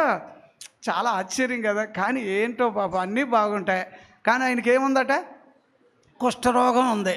ఆ నయమాన్ గారికి ఉన్నది ఏందో అది కూడా ఆ టోపీ పెట్టుకున్నంత వరకు కనబడ్డు. టోపీ తీస్తేనే బట్టపర ఎలా కనిపిస్తుందో అలాగ ఉంది ఇప్పుడు పరిస్థితి. అంటే అప్పుడు ఇక అంతే. అప్పుడు ఆ పాప ఉంది. ఆ పాపని, అమ్మా మీరేమనుకోనంటేనమ్మా, సారు మా దేశంలోకి ఒక దేవుని సేవకుడు ఉన్నాడు, అక్కడికి వెళ్ళాలమ్మా, అక్కడికి వెళ్తేనమ్మా సార్ బాగా అయిపోతారమ్మా అంటే, అది ఎంత దూరం వెళ్ళిందో ఆ మ్యాటరు. రాజుగారి దగ్గరికి వెళ్ళి ప్రత్యేకంగా తోలు దట్టి మీద రాయించి మళ్ళీ ఆ పేపర్ పట్టుకెళ్ళి అది తీసుకెళ్ళి ఏది ఇస్రాయేల్ రాజుగారి దగ్గర పట్టుకెళ్ళి ఇదంతా జరిగిందండి. కానీ ఏమండి, ఒకవేళ ఎవరు ఎన్నిక చేయలేదు, కానీ చివరికి అక్కడ ఎవరు ముఖ్యమయ్యారు? ఆ కుష్ఠరోగం పోవడానికి వైద్యుడు అక్కడే ఉన్నాడు, ఆ ఇంట్లోనే ఉన్నది ఆ పిల్ల. ఆ పిల్లే సొల్యూషను. అది ఆయన తెలియలే. కానీ ఇప్పుడు వెళ్ళిపోయాడు. ఎలాగైతే అదే రాజుగారి దగ్గరికి వెళ్ళాడు, అక్కడికి ఇశ్రాయేల్ దేశం వెళ్ళాడు, సేవకుడు ప్రార్థన చేశాడు, బాగయ్యాడు అనుకో. బాగయ్యాక వచ్చినప్పుడు ఏమంటే ముందు ఎవరిని చూడాలని అనుకుంటాడు చెప్పండి? రావడమే. ఇంటికి రాగానే ఏదమ్మా పనిపిల్ల, ఏదమ్మా పనిపిల్ల ఏదో అని అంటాడా? నాన్న ఈ రోజు నుంచి నేను పనిపిల్ల అంటే అడుగు నాన్న, ఈ రోజు నుంచి నా కూతురు నాన్న, నువ్వు నాకు కూతురురా, నా బతుకు మీద ఎంత ఆశ ఉండి బాగు చేసావు నాన్న, నువ్వు చెప్పబోతే నేను మీ దేవుడి దగ్గరికి వచ్చేవాడినా? మీ దేవుడు సర్వలోకంలో ఆయన ఎప్పటికీ నిజమైన దేవుడిని సంగతి వచ్చేదే నాకు అర్థమైంది నాన్న. ఇక మీద నువ్వు పనిపిల్లవు అనే మాటే ఉండదు. దేవుడికి స్తోత్రం. అంటే కార్యములు అల్పముగా ఉన్నప్పుడు దేవుడు మనల్ని పట్టించుకుంటున్నాడు. కాకపోతే నువ్వు ఆయన వైపు మల్లుకో, అంతే. నువ్వు ఆయన వైపు మల్లుకు. ఇక్కడ చూశారు కదా, నీ మీద కోప్పడే వాళ్ళు ఎగిరిపోతారు, వాళ్ళు సిగ్గుపాలు అవుతారు, విస్మయం పొందుతారు, నీతో వాదించే వాళ్ళు మాయమైపోతారు, నశించిపోతారు. నీతో ఏది కలహించేవారిని నువ్వు వెతుకుతావు, వాళ్ళు కనబడరు. తర్వాత నీతో చెప్పాలి నీతో ఏది? ఇప్పుడు ఇవన్నీ ఎవరి మీద? పురుగు వంటి యాకోబు మీద కోపాలు, పురుగు వంటి. ఇప్పుడు మనలాంటి వాళ్ళ మీద ఎడుతారు. అంతా పెద్ద వాళ్ళు ఎవరి మీద? మనలాంటి వాళ్ళ మీద, ఎన్నిక లేని వాళ్ళ మీద, బలహీనులుగా ఉన్న వాళ్ళ మీద. ఏమంటే వాళ్ళని తొక్కేసేయాలి, అలా చేసేయాలి, ఇలా చేసేయాలి. బాధలో ఉంటే ఆ కునికే నక్క మీద తాటికే పడితే ఎలా ఉంటుందో అలాగ అయిపోతుంది మన బతుకు. కానీ దేవుడు ఏమన్నాడంటే, నాన్న నేను వచ్చాను నీ విషయంలో, ఇక మీదట నిన్నెవడరా పురుగు అని పిలిచేది, నేను చూసుకుంటా. ఇక మీదట నిన్నెవర్రా తక్కువగా నిన్ను అంచనా వేస్తారు, నేను వచ్చిన అంటే. ఇప్పుడు ఒక్క మాట, ఇప్పుడు యాకోబులాగే ఉండిపోతే దేవుడు ఇవన్నీ చేస్తాడని నేను చెప్పలేను. అర్థమైందా? యాకోబులాగే నువ్వు ఉండిపోయావు అనుకో. అంటే ప్రభువులోకి వచ్చా కూడా కొంతమంది ఎలాగంటే, ఇక ప్రభువులోకి వస్తారు. సార్ ఇప్పుడు మీ పేరు ఏం పేరు సార్? ఏమనుకోకండి, ఏం పేరు సార్? ప్రసాద్. ఇక ప్రసాద్ గారట ఇప్పుడు మాత్రం ఆయన అమాయకంగా కూర్చున్నాడు, బాస్మట్లు వేసుకొని చక్కగా వాక్యం విన్నాడు. ఇంత ముందట ఆయన ఈ ఏరియా దాదా అట. ఎవరట? సరదాగా చెప్తున్నాను. అప్పుడు ఆయన నడక వేరే. అప్పుడు ఇలాగ అన్నక కండలు గిండలు ఎగరేసుకున్నట్టు. ఒకవేళ మందిరంకి వచ్చాక చడి చెప్పుడు లేకుండా ఉన్నాడు. కానీ ఏదో కొంచెం ఇలా మాట్లాడుతుంటే, సార్ నాకు ఒక కోణం ఇంకొక కోణం కూడా ఉంది అంటున్నాడు. ఎప్పుడో ఒక్కొక్కసారి నేను మామూలుగానే ఉన్నట్టుంటాను, కానీ తేడా వచ్చిందంటే నాకు ఇంకో కోణం. నేను అన్నా నీ కోణం ఎవడికి కావాలి? ఈ కోణాలకి పనికిరావు. యాకోబుడు మారాల్సిందే. యాకోబుడు ఏమవ్వాలి? ఆ మోసం చేసే బుద్ధి ఏమవ్వాలి చెప్పండి? తండ్రిని మోసం చేసేస్తున్నావు, అమ్మను మోసం చేసేస్తున్నావు, నువ్వు చెప్పేవన్నీ తీయగా ఉన్నట్టు ఉంటున్నాయి కానీ అమ్మో లోపల ఇంత విషాదం ఉంది, ఇంత మోసం ఉందని తెలియట్లే. తర్వాత ఎప్పుడు ఆడు నన్ను ఇలా మోసం చేశాడంటే అని అలాగా ఆరిపోయి చచ్చిపోతాం మనం. అన్నన్ని భయంకరమైనవి జరుగుతున్నాయి. ఇలాంటి వాటిలో నుంచి దేవుడు నిన్ను నన్ను యాకోబు ఈరోజు ఏమవ్వాలంటే ఇశ్రాయేలుగా మారాలి. దేవునికి స్తోత్రం. ఒక చిన్న వచనాన్ని నేను చెబుతాను, అది మీరు నేను చదవడానికి ట్రై చేద్దాం. దేవునికి స్తోత్రం. హల్లెలూయా. ఏమండి, ఇప్పుడు యాకోబు ఏం కావాలబ్బా అని అంటే ఖచ్చితంగా అతను ఈరోజు మారి తీరాలి. మారకపోతే అతనికి ప్రమాదం. మారితే, ఎందుకంటే ఇప్పుడు దేవుడు జోక్యం చేసుకుంటున్నాడు. అందుచేత నువ్విక మీదట భయపడవలసిన పరిస్థితి ఉండదు, దిగులు పడవలసిన పరిస్థితి ఉండదు, ఇక మీదట పురుగులాగా ఉండే పరిస్థితి ఉండదు. మొత్తం ఏమంటారంటే మదర్ బోర్డు మార్చేస్తున్నట్టుగా దేవుడు నిన్ను మార్చేస్తాడు. మార్చేశాక ఇదే మనిషా అని ఆశ్చర్యంగా చూసేటట్టు నువ్వు నేను కనబడాలి. అమ్మ యెషయా గ్రంథం ఊరికి 2 రిఫరెన్సే చదువుదా. 2వ అధ్యాయం ఇక్కడ 6వ వచనం చదువుతారా? యెషయా గ్రంథం 2వ అధ్యాయం 6వ వచనం చదవండి అమ్మ. ఈ జనము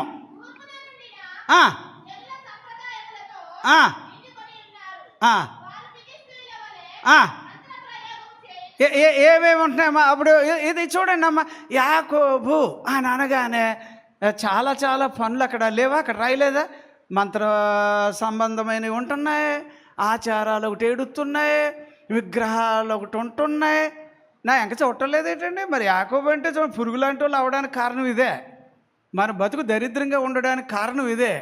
ఆయన జాలంటూ మన మీద చూపడం వల్ల మన దశ మారుతుందే తప్ప అమ్మో చింత చేసిన పులుపు సావదన్నట్టు ఉంటుంది. ఒక్కొక్క మనుషులు అలాగ అయ్యాము.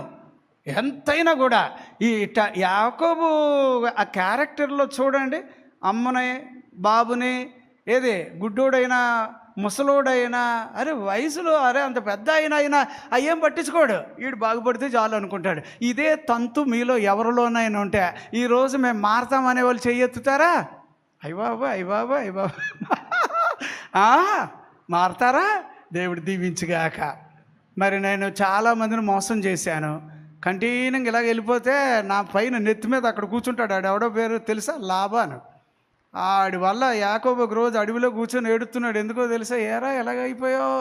దేవుడు వచ్చి అడుగుతున్నాడు, ఏది ఇలాగైపోయావు ఏంటంటే మా మామ నన్ను మోసం చేసేసాడు, నా పిల్లలకి ఏం సంపాదించాలో తెలియట్లే అంటే కుదరటలే. ఆడు అన్ని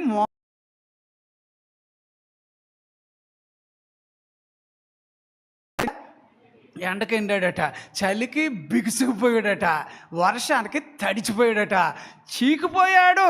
అది అతను బతుకు. కానీ ప్రభు తన దగ్గరికి వచ్చి భయపడొద్దు, దిగులు పడొద్దు. మీకు నేను చెప్తున్నా, భయపడ్డం దిగులు పడ్డం అంటే మీ దగ్గర వరకు వచ్చేటప్పుడు తెలుస్తుంది సార్. భయానికి ఎంత ఇది ఉంటుందో తెలుసా? భయానికి ఒక డ్రెస్ ఉంటుంది, భయానికి ఒక రూపం ఉంటుంది. అవును, మరి నిన్నే ఏడిపించడానికి వస్తుంది. బైబిల్ వాక్యాల్లో భయం పోవాలంటే ఎవరు చెప్తారు? ఇక ఒక్కల ఇంతమంది ఉన్నారు కదా, ఎవరైనా చెయ్యొత్తండి అబ్బా భయం పోవాలంటే ఏం చేయాలి? ఇక్కడ రెఫరెన్స్ నేను అడగట్లేదు, పాయింట్ కరెక్ట్ అయితే సరే ఇక్కడ అలా చూస్తారా? అబ్బాబా వద్దులే. అయితే మీరు చెప్పండి సార్, మీరు ఎవరైనా చెప్తే భయం పోవాలంటే ఏం చేయాలి? ఆగండి అమ్మా, నువ్వు మాట్లాడద్దు. ఇప్పుడు మీ ఛాన్స్ అయిపోయిందిగా. అయినా కూడా ఇప్పుడు మీరు చెప్పేది కరెక్టేం కాదు. చెప్పండి ఎవరు చెప్తారు? ఏదొకటే ఇలాగే, ఎందుకంటే ఇప్పుడు బైబిల్ వాక్యమే చెప్తున్నాడు కాబట్టి. అబ్బాయి అలాగ కాదు సార్. ఎవరైనా సరే వెనకాల ఇక నేను ఏమనుకున్నానో తెలుసా? ఇప్పుడు చెప్పనా? మీరు ఎవరైనా చెప్తే వాళ్ళకి 500 ఇద్దామని అనుకుంటున్నాను. ఎంత సార్? ఇంకో ఛాన్స్. ఇప్పుడు చెప్పండి అమ్మా, ఎవరు చెప్తారో చూద్దాం. అమ్మా అవునమ్మా, దేవుడు మిమ్మల్ని దీవించుగాక. అది కరెక్టే, కాకపోతే అది ఎట్టాగా అలాగమ్మా. సరే మగాళ్ళు చెప్పండి అబ్బా. ఎవరైనా చెప్తారు 500 ఇస్తాను, ఇక్కడే ఇచ్చేసి వెళ్ళిపోతాను నేను. ప్రార్థన చేసేస్తే భయం పోతుందా? అమ్మా ఏట పాపం మీరు అలాగే తండుగులు ఆడుతున్నారు. ఇక చెప్పండి, ఇటు చెప్పండి సార్. ఇక నాకు కొంతమంది మొఖాలు తెలుసు, పేర్లు తెలియదు అంతే, కానీ వాళ్ళనే పట్టుకుంటా. ఎట్టాగ సార్? ఆహా, కొంచెం దగ్గరికి వచ్చారు కానీ కరెక్ట్ కాదు మరి. అది ధైర్యం. ఇప్పుడు భయం పోవాలంటే పాయింట్ ఏదంటున్నాను, అక్కడ భయభక్తులని రాశాడు, అది వేరే. సరే, ఇదిగా ఇలాగైతే లాభం లేదు అబ్బాయి. ఆహా, అబ్బాయి అలా ఏంటి అలా చూస్తారేంటి గుడ్ల గుప్పులాగా? ఊరికే కరెక్ట్గా చెప్పండి, ఏదో పాయింట్ చెప్పండి. ఏం కావాలి? 1 యోహాను 4 ఇప్పుడు చెప్తారు. వచ్చేసిందా? 18వ వచనంలో ఏముంది? ప్రేమలో ఏముండదట? ఆహా, అది మాత్రం ఇప్పుడు కరెక్ట్గా ఉంటుంది మరి. ప్రేమలో ఏముండదట? ఆ భయం. అప్పుడు ప్రేమ మనిషి లోపలికి వచ్చిందనుకో, ఆ భయాన్ని ఎరా నేను వచ్చాక కూడా నువ్వు ఇక్కడ ఉన్నావేంటి అన్నట్టు చూస్తుందట. అది అంటుందట, ఆగు 2 నిమిషాలు వెళ్తాను అంటే, మళ్ళీ నీకు 2 నిమిషాలు నీ మొఖాన్ని వదలబో అంటే, అప్పుడు ప్రేమ, దేవుని ప్రేమ మనిషి లోపలికి వచ్చేసింది అనుకోండి. వచ్చేస్తే ఏ భయమైనా కూడా అది ఏంటో అదేదో పెద్ద స్పీడ్గా మారిపోద్దట. దేవునికి స్తోత్రం. అన్ని భయాల నుంచి తప్పించడానికి దేవుడు ప్రేమనిచ్చాడు మనకి.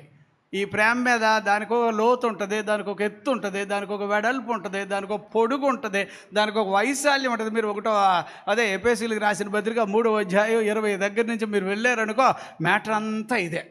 నేను ఒక్కటి చెప్తున్నా. సరే, ఇప్పుడు పాయింట్ ఏంటంటే, సార్ పురుగు వంటి యాకోబుకి దేవుడు మంచి రోజులు ఇవ్వాలని ఉంది. మిమ్మల్ని నేను ఒకే ఒక మాట అడిగాను, మర్యాదగా మళ్ళీ చెప్తున్నాను, మర్యాదగా ఇక మీదట మీరు ఎవరైనా కూడా మీ స్వార్థం కోసం మీరు బ్రతకడం కాదు. కానీ 1 కొరింథీయులకు రాసిన 2 కొరింథీయులకు రాసిన పత్రిక 5వ అధ్యాయం 14వ వచనంలో అందులో ఏమి రాస్తాడంటే, ఇక మీదట బ్రతికే వాళ్ళు తమ కొరకు కాక తమ కొరకు మృతి పొంది తిరిగి లేచిన యేసు కొరకు బ్రతకాలట. అప్పుడు అక్కడ రాశాడు, దేవుని ప్రేమ నన్ను ఏం చేస్తుంది? ఏమన్నాడమ్మా? 5:14 ఏముంది? క్రీస్తు ప్రేమ నన్ను బలవంతము చేయించు. అప్పుడు ఎప్పుడైతే ఈ ప్రేమ అనేది మన లోపలికి వచ్చిందో, స్వార్థంగా బ్రతకడం మానేసేయండి సార్. కాకిపిల్ల కాకి ముద్దు అన్నట్టు నా వాళ్ళు ఉండాలి, నేను ఉండాలి. అదే ఇలాగా చాలామంది ఏంటంటే, మేమే బాగుండాలి, మేము మాత్రమే పైకి రావాలి. ఒక ఆయన ఇలాగా అంటున్నాడు, పరలోకానికి ఎవరు వెళ్తారు చెప్పండి అబ్బా అంటే, పాపం అమాయకంగా చేతులు ఎత్తారు చాలామంది. మేము వెళ్తాం అక్కడ మేము ఉంటామంటే, ఈయన అంటాడు నుంచున్న ఆయన, మీరందరూ వెళ్ళిపోతే మరి మేమేందుకు? చేతులు దించండి ముందు, మీరు ఎవరు వెళ్ళరు, వెళ్ళేది మేమే అంటున్నాడు ఆయన. అప్పుడు మరి వాక్యం ఎందుకు చెప్పాలి? ఏదో తేడా ఉంది. అంటే ఇలాగా రోజుల్లో ఏమవుతున్నాయంటే, చాలా బలహీనంగా ఉండే వాళ్ళని బలపరచడానికి దేవుడి లోకానికి వచ్చాడు. దేవునికి స్తోత్రం. వ్యాధిగ్రస్తుల కోసం దేవుడి లోకానికి వచ్చాడు. దేవునికి స్తోత్రం. కష్టాల్లో ఉన్నవారిని పైకి తీసుకురావడానికి దేవుడి లోకానికి వచ్చాడు. ఆయన ప్లాన్ వేరే. ఆయన మాస్టర్ ప్లాన్ వేసాడంటే, స్కెచ్ వేసాడంటే, ప్లాన్ కనుక డిసైడ్ చేశాడంటే, ఆ దారిలో ఎవడు కూడా ఆ మనిషికి కీడు చేయడానికి ఎవడూ రాలేడు. ఎందుకంటే ఆ దారి మొత్తం ఆయన కంట్రోల్లోకి తెచ్చేసుకుంటాడు. అంచేత నీ మీదను నా మీదను ఆయన గొప్పతనము దిగి వచ్చునుగాక. దేవునికి స్తోత్రం. అప్పుడు యాకోబు లాంటి స్వభావం నాలో నుంచి మార్చమని అడుగుదామా? ఏమండి, పెద్ద చిన్న లేకుండా మోసం చేయడం ఏం లేదండి. నాకు ఒకసారి ఒక మీటింగ్కి వెళ్ళాను. ఆ మీటింగ్లో ఆ అమ్మగారు, అదే ఇప్పుడు మైకులు ఉంటే పూర్వం గొట్టాలు ఉంటాయి కదా, ఆ గొట్టాల్లాగా ఆవిడికి ఇలాగ ఇవి వచ్చేసి పెట్టుకునేది. చాలా స్పెషల్గా మీటింగ్ ఎంతో. కానీ నేను ఎన్నో 1 సంవత్సరం 2 సంవత్సరాలు చూసేవాడిని వాక్యం అలాగా. దేవునికి స్తోత్రం. భక్తిగా ఉన్నంత భక్తిగానే ఉన్నారంటారా అనిపిస్తుంది.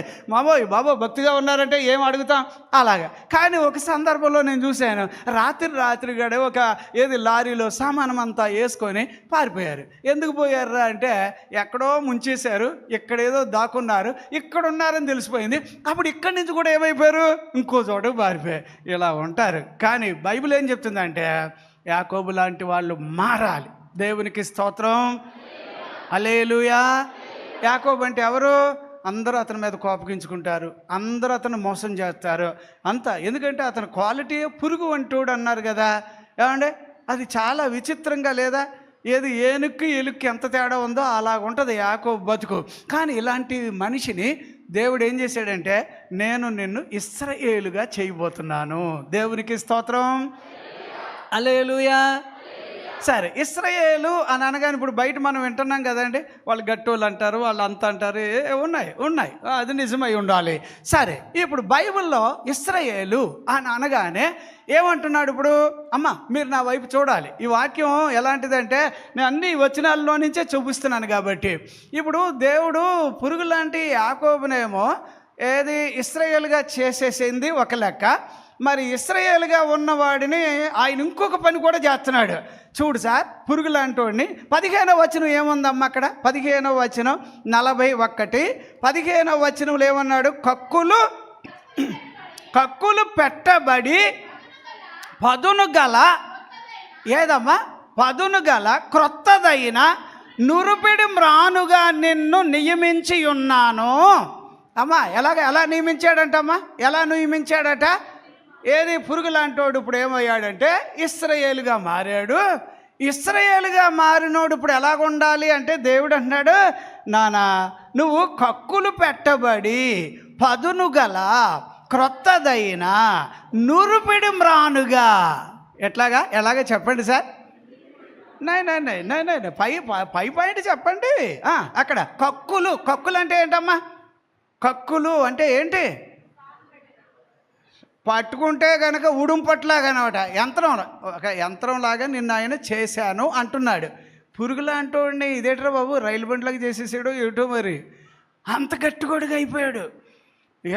పురుగులాంటోడు ఇశ్రాయేలుగా మారడం మాత్రమే కాకుండా ఇప్పుడు అదే మనిషితో అంటున్నాడు, నువ్వు కక్కులు పెట్టబడిన అంటే ఏమండి పళ్ళు ఉంటాయన్నమాట, ఆ చక్రానికి పళ్ళు ఉండేటట్టుగా, ఇంకొక మిషన్ వెళ్ళి పట్టుకుంటే అంత గట్టిగా ఉండేటట్టుగా, స్లిప్ అవ్వకుండా బలంగా అనుకున్నంత పని చేసేటట్టుగా నేను నిన్ను కక్కులు పెట్టిన. ఎలాగమ్మా? ఇంకేమంటున్నాడు అక్కడ? పాయింట్ చదవండి అక్కడ. కక్కులు పెట్టబడిన పదును గల ఏది? ఎవరమ్మా? ఇప్పుడు బలవంతం చేతుల్లో ఉన్న వాళ్ళు ఎలాగుంటారు? బాణంలాగా ఉంటారంటే బాణానికి ముక్కు లేకపోతే ఎలాగా? అంటే పదును అంటే చెప్తున్నాను వాడు అప్పుడు దేవుని చేతిలోకి వచ్చాక నువ్వు బద్ధకస్తుడిగా ఉంటాను అంటే మర్యాద ఉండదు. ఒక తన్నునా తంతాడు. అప్పుడు ప్రభువా నేను సోంబేరిదాన్ని, నేను ఎప్పుడు నీ మందిరంలో నేను సోంబేరిదానిలాగా ఉంటానంటే అలా వదలబా అంటాడు. సోంబేరుకు పనికిరాదు ఇక్కడ. పదును ఉండాలట, కక్కులు ఉండాలట, మళ్ళీ ఎప్పుడు చూసినా ఎలాగ ఉండాలట? క్రొత్తదైన నురిపిడి మ్రానుల. అంటే ఖచ్చితంగా పురుగు ఎక్కడ? పురుగు దగ్గర నుంచి ఇశ్రాయేలు ఎక్కడ? ఇప్పుడు ఇశ్రాయేలుగా ఉన్నవాడిని దేవుడు అంటున్నాడు, నాన్న నిన్ను నేను ఇలా చేశాను నాన్న అంటున్నాడు. ఇంతకీ ఎందుకబ్బా అలా చేశాడంటే చూడు సార్, ఇది భలే విచిత్రమైన మాట. దేవుడు నిన్ను ఎలా చేస్తాడట? ఏమండి, నువ్వు పర్వతాలను ఏం చేయాలి? నువ్వు పర్వతములను నూర్చుదువు. ఏం చేస్తావు? నూర్చడం అంటే ఏది? నాగలేసిన భూమి దున్నినట్టు దున్నుకొని పోతాడట. అంటే ఆయన పర్వతం మీద వెళ్తున్నాడు అనుకో, అంటే ఎలాగా? జేసీబీ లాగా అయిపోతావు నువ్వు. పురుగులు అంటాడు ఇప్పుడు ఎలాగవ్వాలి? జేసీబీ అంటే అది నిజమేనా? అలాంటిది ఉంటుంది కదా, ఇల్లులు కోలుకోవడానికి అటు ఇట్లకి వాడతారు కదా. ఆ బుల్డోజరా ఏమంటారు? అది పెద్దది రోలర్లాగా. ఏట్రా బాబు వీడు పురుగులు అంటాడు ఇలాగైపోయాడు. అంతే మరి, దేవుడి చేతుల్లోకి వెళ్తే అలాగే మారిపోతాం మనం. దేవుడికి స్తోత్రం. సంతోషంగా చెప్పట్లేదు. దేవుడి చేతిలోకి వచ్చాక నువ్వు ఎవరు నిన్ను చూసినా ఏమా అప్పుడు మీకు ఏదో రోగం ఉండేది, ప్రభువు ఒట్టుపోయాడు రోగాన్ని. అది చెప్పు, ఆ మాట చెప్పు. లోక పాపాలను మోసుకుపోయేవాడని బైబిల్లో 1:29 ఉందిగా. యోహాను సువార్తలో ప్రభువులోకి వచ్చాక మా రోగం పట్టుపోయాడు, మా బాధలు అట్టుపోయాడు, మాకున్న తెగుళ్ళు అట్టుపోయాడు, మాకున్న శాపాలు అట్టుపోయాడు. ఇప్పుడు ఈ రోగం ఇవన్నీ పోయాక ఇప్పుడు మీకు గట్టిగా మారొద్దా? అలా మారాం, ఈరోజు బతుకుతున్నాం. అప్పుడు నువ్వు ఎలాగుండాలంటే జేసీపీ లాగా తయారవ్వాలట. ఎలాగా చెప్పండి? జేసీపీ అనగానే ఇదేటో ఆ పసుపు బండిలాగా ఉంటుంది చూడండి, అదే రోడ్లన్నీ పక్కన చెత్త లేపుకొని అట్టుపోతూ ఉంటుంది. ఇక నువ్వు అలా దేవుడు నిన్ను ఏమంటాడు? ఇక్కడ నువ్వు వచ్చిన చోట ఏమవుతుంది అంటున్నాడు. ఇక్కడ తెలుగు బైబిల్ బాగుంది కదా, ఎంతో చక్కగా రాశాడు. ఎట్లా రాశాడంటే, నీవు పర్వతములను నూర్చుదువు అంటే అర్థం ఏంటంటే అవి లేకుండా చేసేస్తావు.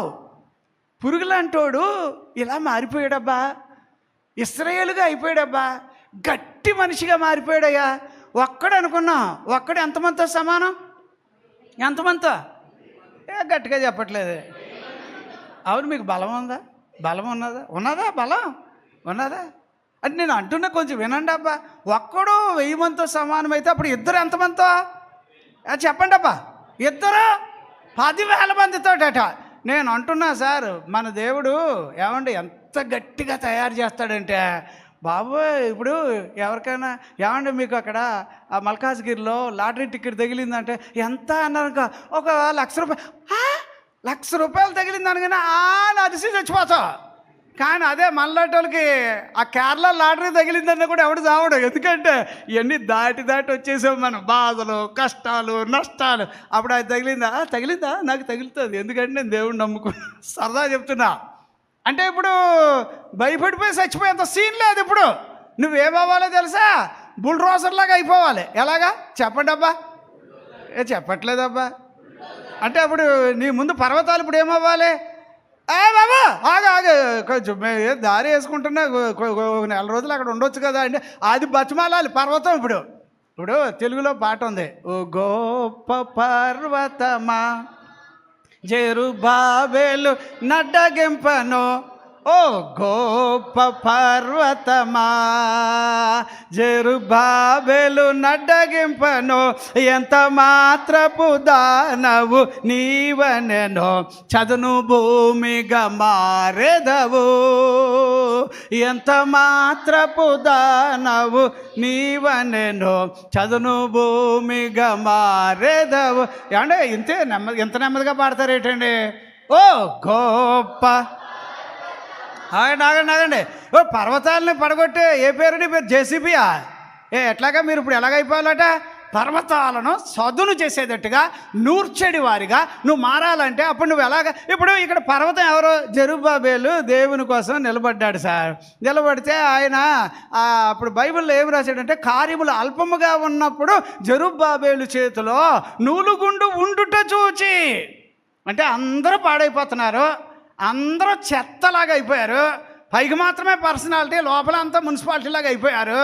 ఇలాంటి రోజుల్లో ఒక కుర్రోడు ఎవరో జెరుబ్బాబెలు నూలుగుండు పట్టుకొని ఆర్డర్ అంటున్నాడు. ఏదైనా పని అవ్వాలంటే కరెక్ట్గా ఉండాలి, క్రమంగా ఉండాలంటే, ఒరే నువ్వెంత అరిసినా నీ మాట ఎవరు వినరా అంటున్నారు. ఎందుకంటే లోకమంతా నలుగురితో అలాగా అంతేనట అలాగా. కానీ దానికి ఎదురు తిరిగి నిలబడేవాడు లాంటోడు ఎవరో తెలుసా? ఏమంటే జెరుబ్బాబెలు.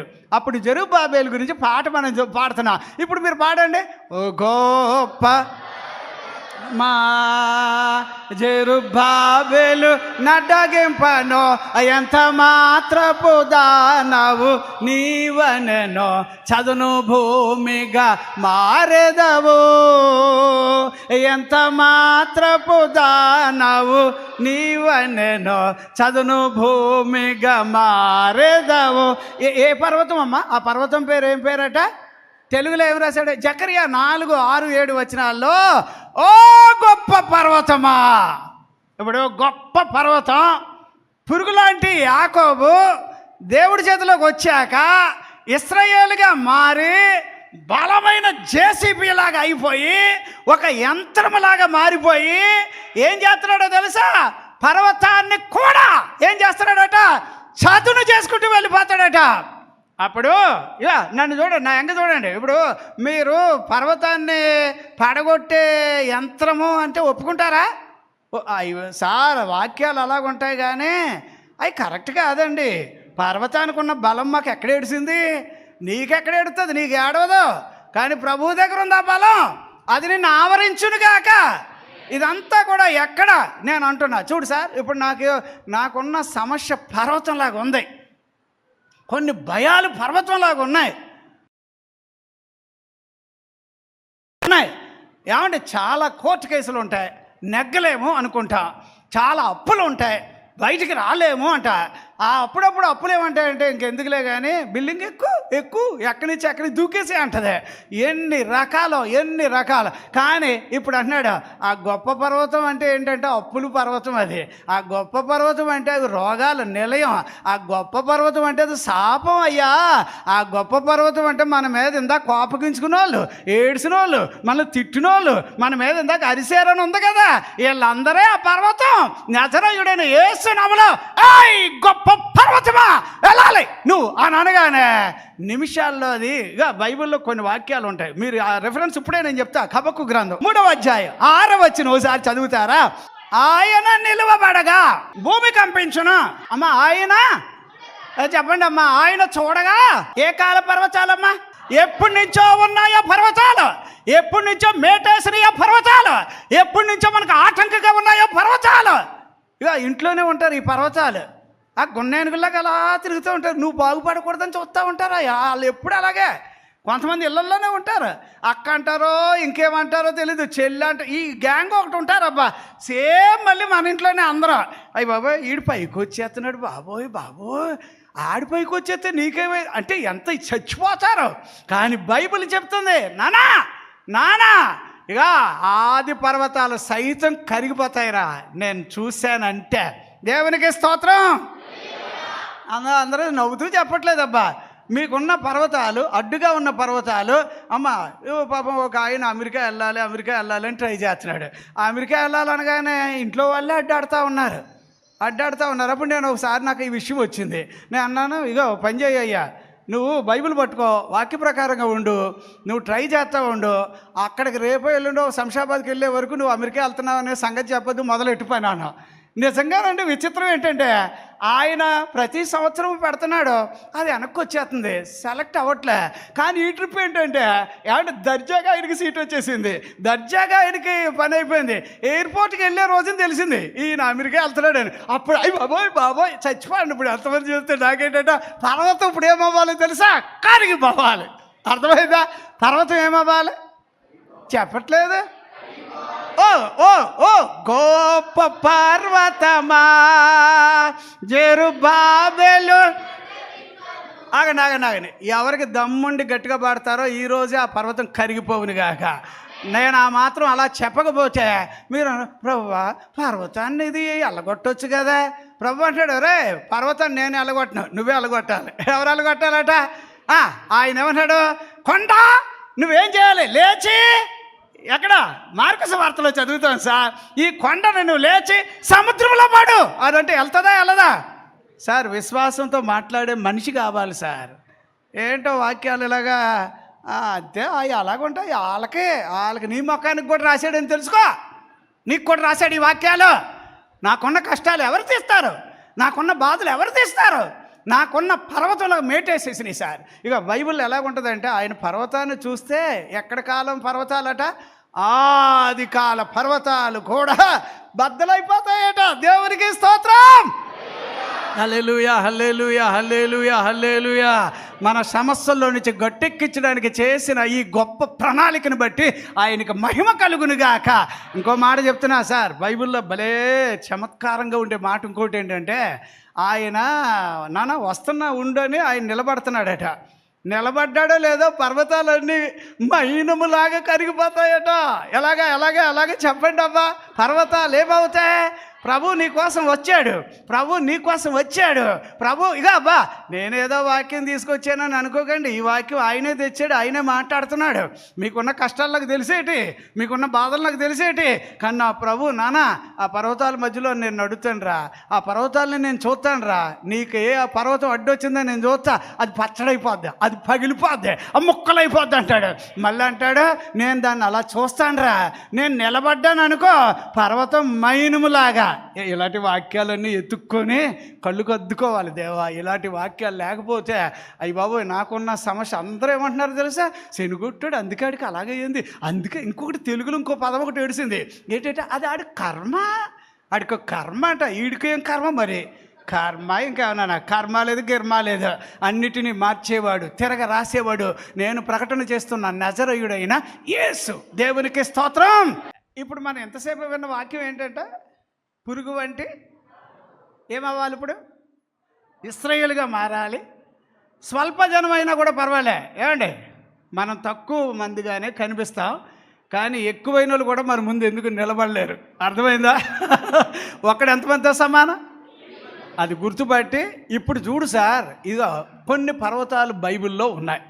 జనరల్గా బైబిల్లో కొన్ని పర్వతాలు ఉన్నాయి. వాటికి అవేమనుకుంటాయంటే మమ్మల్ని నువ్వు కాదు కదా, నీ తాత కూడా, మీ ముత్తాతలు కూడా ఏం చేయలేరని అట్లాగే ఏడుస్తూ ఉంటాయి. అది ఒక శాపం, అవి ఒక రకమైన శాపమే, ఒక రకమైన అనుమానం, ఒక రకమైన భయం. ఏం లేదండి, ఇంట్లో ఉంటారు. అసలు ఇంట్లోంచి ఎందుకు బయట రాదంటే అదో పర్వతం, భయం అనే పర్వతం. ఇప్పుడు యేసు ప్రభు యొక్క తేజస్సు నీ మీదకి వచ్చునుగాక.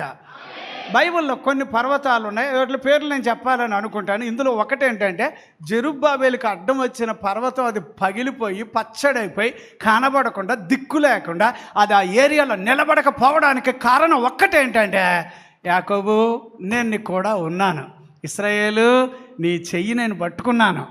ఇప్పుడు నేను అంటున్నా, పర్వతాలు పచ్చడైపోతున్నాయి కదా. ఇర్మియా గ్రంథం 51:25 వచనంలో అక్కడ పర్వతం పేరు ఉంటుంది. ఆ పర్వతం పేరు ఏంటంటే, ఏం పేరు రాశాడు చూడండి అమ్మ. ఇర్మియా గ్రంథం 51:25 అమ్మ, ఏమని రాశాడు అమ్మా? ఏ పర్వతం అమ్మా? చెప్పండి అమ్మా. బాబో, ఇలాంటి పర్వతాలు ఉంటాయంటే మరి ఉన్న 7 పర్వతాలు ఉన్నాయి. అయ్యో రకం, అదో దరిద్రమే. కొంతమంది ఇళ్లల్లో ఈ పర్వతాలు ఉండబట్టి ఒకటేదో కష్టపడి పైకి వచ్చేటప్పటికి మళ్ళీ ఇంకోటి అడ్డు వచ్చేస్తుంది. అబ్బే, ప్రభు చూశాడు, నాన్న ఇలాగైతే కుదరదురా, నేనే మొత్తం మార్చేస్తాను, పర్వతాలన్నీ పొడి చేసి పడేస్తాను ఈ విషయంలో. దేవునికి స్తోత్రం. కాకపోతే నువ్వు ఇప్పుడు ఎవరి మనిషిలాగా ఉండాలో తెలుసా? దేవుని మనిషిగా బ్రతకాలి. ఏ మనిషిగా బ్రతకాలి చెప్పండి. మీరు ఎవరు మనిషి? మరి ప్రభులోకి వచ్చాక మళ్ళీ అప్పుడప్పుడు ఓవరాక్షన్ చేయకూడదు. అంటే నేను మరి నాకు ఆ లక్షణాలు ఉన్నాయి అని నాకు చాలామంది తెలుసు. నీ ముఖానికి ఎంతమంది తెలిసినా కూడా నా ప్రభువే నీకు ముఖ్యంగా తెలిసి ఉండాలి, అంతే. అప్పుడు బయట వాళ్ళ సహాయం వ్యర్థం. అర్థమైందా? ఐగుప్తు సహాయం పనికి మాలింది అని రాశాడు మీరు బైబిల్ గ్రంథంలో 30కి వెళితే కనుక, యెషయా గ్రంథంలో. కాకపోతే నేను అడుగుతున్నా, ఇప్పుడు పర్వతం పచ్చడైపోయింది కదా, బైబిల్ వాక్యాలు మీరు చూడండి. ఈ కొండ వెళ్ళిపోవాలంటే అది ఎలాగట? కొండ ఏమైనా చూడాలట, నువ్వు లేచి ఎక్కడ పడాలనాలట.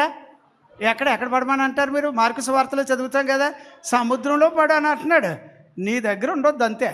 ఈ బాధలు, ఈ కష్టాలు బయటికి పోవాలంటే ప్రభువు నీకు అవసరం. ఆయన పేరు మీద నువ్వు ఆజ్ఞాపించు, సెలవియ్యి. ఇదంతా ఎక్కడ జరుగుతుందో తెలుసా? మళ్ళీ ఇటు చూడండి, అంత పెద్ద పర్వతం నీకు కనబడకుండా పోవడానికి కారణం నీ హృదయంలో విశ్వసించి నోటుతో మాట్లాడాలట.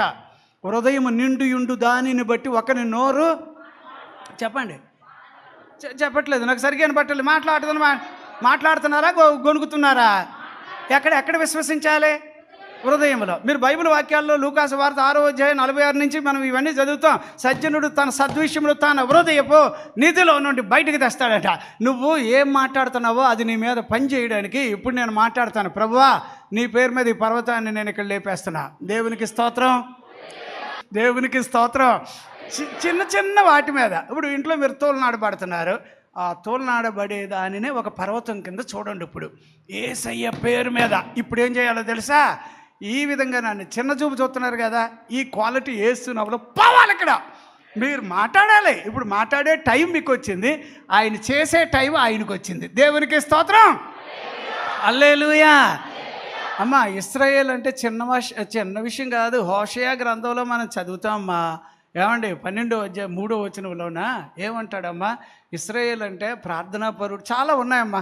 ఏదో బైబిల్లో మీరు రోమాపత్రిక 9వ అధ్యాయం 4 దగ్గర నుంచి మీరు వెళ్ళారనుకో, ఇగో బైబిల్లో ఉన్నవన్నీ వాళ్ళయే. అర్థమైందా? యాజకులు వాళ్ళే, అండ్ అర్చనాచారములు వాళ్ళే, నజరేయుడు యేసు వాళ్ళకి చెందినోడే. ఇక నేను చెప్తున్నా, రోమాపత్రికలో మీరు వెళ్ళి చదవాలి. కానీ బాబోయ్ అన్నీ వీళ్ళయే అని ఉంటుంది. అంటే నేను అంటున్నా, నజరేయుడిని యేసు నామములో ఎక్కడున్నావురా? ఏ మూలుండేవాడురా? ఎట్లాగా చాలాసార్లు నిన్ను చూస్తే చచ్చిపోయావేమో అనుకున్నావురా.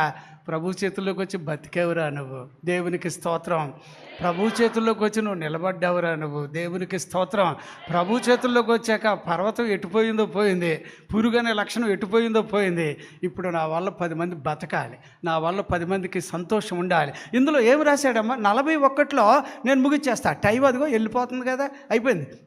16వ వచనంలో ఆఖరిగా ఏముందంటే, నీవు వాటిని గాలించగా గాలి వాటిని కొంచు పోవును, సుడిగాలి వాటిని ఏం చేస్తుందట? చెదరగొట్టేస్తుంది. నీవు యెహోవాను బట్టి, పర్వతం తీసేసినందుకు ఇప్పుడు మీరు యెహోవాను బట్టి ఏం చేయాలి చెప్పండి? సంతోషించడం అంటే ఎలాగా? అదేంటి తాలింపు పెట్టినట్టు ముఖం ఉంటే ఎలాగా? కొంచెం నవ్వుతూ ఉండాలి కదా. ఏది ఎంతమంది నవ్వుతున్నారబ్బా? నవ్వే వాళ్ళందరూ. ఇది కూడా అబ్బా, ఈ బైబిల్ లేకపోతే మన ముఖాలకి నవ్వు ఎప్పుడు రావాలి సార్? దేవుడికి చాలా దండం పెట్టాలి. ప్రభువా నా ముఖానికి నవ్విచ్చినందుకు స్తోత్రం. ఏది నవ్వండి అబ్బా, మీరు బాగా నవ్వుతారా, వీళ్ళు బాగా నవ్వుతారా, అమ్మ మీరే బాగా నవ్వుతారట, ఒకసారి నవ్వండి అబ్బా. ప్రభువా నీలో నేను సంతోషంగా ఉంటానయ్యా. పర్వతాన్ని తీసేసావయ్యా. ఏమండే మన ఇళ్ళల్లో ఒకడు తాగుబోతాడు వస్తాడు, ఆడు అసలు ఇంటికి వస్తున్నాడో ఎక్కడికి వస్తున్నాడో శుభ్రంగా గేదెలకి తాడేసి కట్టినట్టు కట్టేయాలండి ఇక పాకలో కదా, అలాగ వస్తాడు ఇంట్లోకి. యేసు ప్రభు ఈ స్థితి మార్చునుగాక. ఎన్ని రోజులండి పిల్లలు ఇంటి దగ్గర ఉండలేక వేరే వాళ్ళ ఇళ్ళల్లో పడుకుంటున్నారు. ఎందుకంటే ఆడు వచ్చాడంటే అమ్మను కొడుతున్నాడు, పిల్లల్ని కొడుతున్నాడు. ఆడే కాదు, ఇళ్ళల్లో చాలా ఈ దొంగ పనులు చేసేవాళ్ళు, మోసాలు చేసేవాళ్ళు, ఇవన్నీ కూడా నజరేయుడైన యేసు నామములో పోవాలి. అర్థమైందా? అప్పుడు అవి పోయి ఏం కావాలట, నీవు యెహోవాను బట్టి సంతోషించుదువు, ఇశ్రాయేలు పరిశుద్ధ దేవుని బట్టి. అతిశయించడం అంటే ఏంటి? అతిశయించడం అంటే నువ్వు ఎంత, అదే ఎవరో భలే అన్నారు కానీ నేనైతే అంటున్నాను, నువ్వు ఎంత గొప్పలు చెప్పుకోవాలి ఇప్పుడు ప్రభువుని బట్టి చెప్పుకో. అర్థమైందా? ఎంత గొప్పగా చెప్పుకోవాలండి. అవునండి, ఒకప్పుడు నేను మీరన్నట్టే పురుగునండి, మీరన్నట్టే అన్ని కష్టాలే, అందరిని మోసం చేశాను, ఏం చేయాలో అర్థమయ్యేది కాదు, ఎలా బతకాలో తెలిసేది కాదు. కానీ నా మీద కూడా ఆయనకి జాలి వచ్చి నన్ను మార్చి ఇశ్రాయేలుగా చేసి నాకు అడ్డుగా ఉన్న పర్వతాలు నన్ను చదువు చేసి ఎత్తనాడు. సార్ మీరు ఆ వచనం చదవండి అమ్మా, 7 పర్వతాలు బైబిల్లో భలే రాశాడండి. ఒక్కొక్క పర్వతం ఫుట్బాల్ కొట్టినట్టుగా వెళ్తున్నాయి, అవి పరిగెట్టుకు పారిపోతున్నాయి. ఎలాగరా బాబు అంటే ఆయన చూస్తే నాకు అడ్డుగా ఉన్న పర్వతాన్ని ఆయన చూస్తున్నాడు, కరిగిపోవును గాక. నాకు అడ్డుగా ఉన్న పర్వతం దగ్గరికి వచ్చి ఆయన నుంచున్నాడు, అదంతే అక్కడి నుంచి పచ్చడైపోతుంది. ఏమంటే నాకు అడ్డుగా ఉన్న పర్వతం, ప్రభువా అన్నీ ఆయన చేస్తున్నాడు కదా, నాకు కూడా ఛాన్స్ ఇవ్వచ్చు కదా అంటే, చెప్పరా నువ్వు చెప్పరా, నీకు నేను బలం ఇచ్చాను. ఓ గొప్ప పర్వతమా, ఇప్పుడు నువ్వు లేచి ఏమవ్వాలి, వెళ్ళిపో అని నువ్వు అన్నది దేవుడు నెరవేర్చునుగాక. ఆయన సంతోషం కోసమైనా నెరవేర్చునుగాక. ఇప్పుడు మనకున్న ఆటంకాలు ఏమేమి ఉన్నాయో ఇంటికి వెళ్ళాక పేపర్ రాస్తారా, ఇప్పుడు రాస్తారా, పేపర్ మీద రాయండి, అయ్యే పర్వతాలు, అవే అనుమానం. ఆ తర్వాత ఇంకేంటంటారా, అప్పులు, ఇంకేంటంటారా చెప్పండి, పెద్ద పెద్ద రోగాలా చిన్న రోగాలా, ఏదైతే రోగమే కదా రోగం. ఇంకేంటంటారు, ఇంకేమేమి ఉన్నాయమ్మా, ఎవరో మనల్ని చాలా తక్కువ అంచనా వేస్తున్నారు అవి, ఎవరో భయపడుతున్నారు అవి, ఎవరో బెదిరిస్తున్నారు అవి, ఎవరో కోపం పెట్టేస్తున్నారు మన మీద అవి, ఇవన్నీ పర్వతాలే. ఈ అన్నిటి మీద యేసు రక్తంలాగా ఒక్క మాట రాయాలి, యేసు నామములు పర్వతాలని పోవునుగాక. యేసయ్య పేరు మీద ఈ పర్వతాలను పోవునుగాక, ఈ పర్వతాలను పచ్చడైపోవాలి. అలాంటి దేవుడు నిన్ను నన్ను ఆవరించి నడిపించునుగాక. ఆమె ఏది నవ్వండి. యేసయ్య నీ పేరు మీద నేను సంతోషిస్తా, నీ పేరు మీద సంతోషిస్తా, నీ పేరు మీద ఆనందిస్తా. దేవుడి వాక్యాన్ని మన వినికిడిలో దీవించునుగాక. ఆమె పరిశుద్ధుడైనటువంటి మా మంచి యేసు ప్రభువా, నీతి న్యాయములు కనికరము కటాక్షం చూపగలిగిన దేవా, మమ్మల్ని నీ కుమారునిగా చేసావు, మమ్మల్ని భయపడకుండా నువ్వు నిలబెట్టావు, ఎన్నో ప్రత్యేకతలు ఇచ్చావు, ఎన్నో ప్రత్యేకతలు ఇచ్చి మాకు అడ్డుగా ఉన్న వాటన్నిటినీ ఓడగొట్టేశావు, పర్వతాలు లేకుండా చేశావు, పునాదులతో కదిపేశావు. ఏమోనబ్బా, నువ్వు చేసిన మహోపకార్యం తలపెట్టినప్పుడల్లా మా జీవితాల్లో నువ్వు కన్నా మాకు క్షేమాధారం ఎవరు లేరయ్యా. ఈ చిన్న మందిరంలో నిన్ను నమ్మి ఇంతమంది వచ్చారంటే వీళ్ళందరితో నువ్వు ముచ్చటించావు. పురుగులాగా ఉండవు నాన్న, నేను వచ్చాక ఇదిగో నువ్వు చాలా ప్రత్యేకమైన వాడిగా ఇశ్రాయేలుగా మారిపోతావు నాన్న. నీకు అడ్డుగా ఉన్న పర్వతాల మీద నేను నడిచి వెళ్ళిపోతా, నేను వాటిని చూస్తా, అవి నన్ను చూడగానే అవన్నీ కరిగిపోతాయి నాన్న. నువ్వేం భయపడదు, గొప్ప వ్యక్తిగా నా తరపున నిలబడితే చాలు, నువ్వు నా మనిషిగా ఉండు, అంతే, నేను కార్యాలు చేసుకుంటూ వస్తానని మీరు చెప్పారు. ఈ వాక్యం మా ఇళ్ళల్లో ప్రత్యేకంగా కనబడునుగాక, ఈ వాక్యం మా గుండెల్లో ప్రత్యేకముగా ఉండునుగాక. మాకు అన్నిటి మీద జయమునిచ్చిన నీ రక్తమును బట్టి, నీ నామమును బట్టి మహిమ ఘనత ప్రభావాలు మీకొక్కరికే చెందాలని యేసు దివ్యమైన నామములో వినయపూర్వకంగా అడుగుచు ప్రార్థన చేయుచున్నాము తండ్రి. ఆమేన్. అందరికీ వందనాలు. ప్రభు అందరిని దీవించుగాక. Praise lord.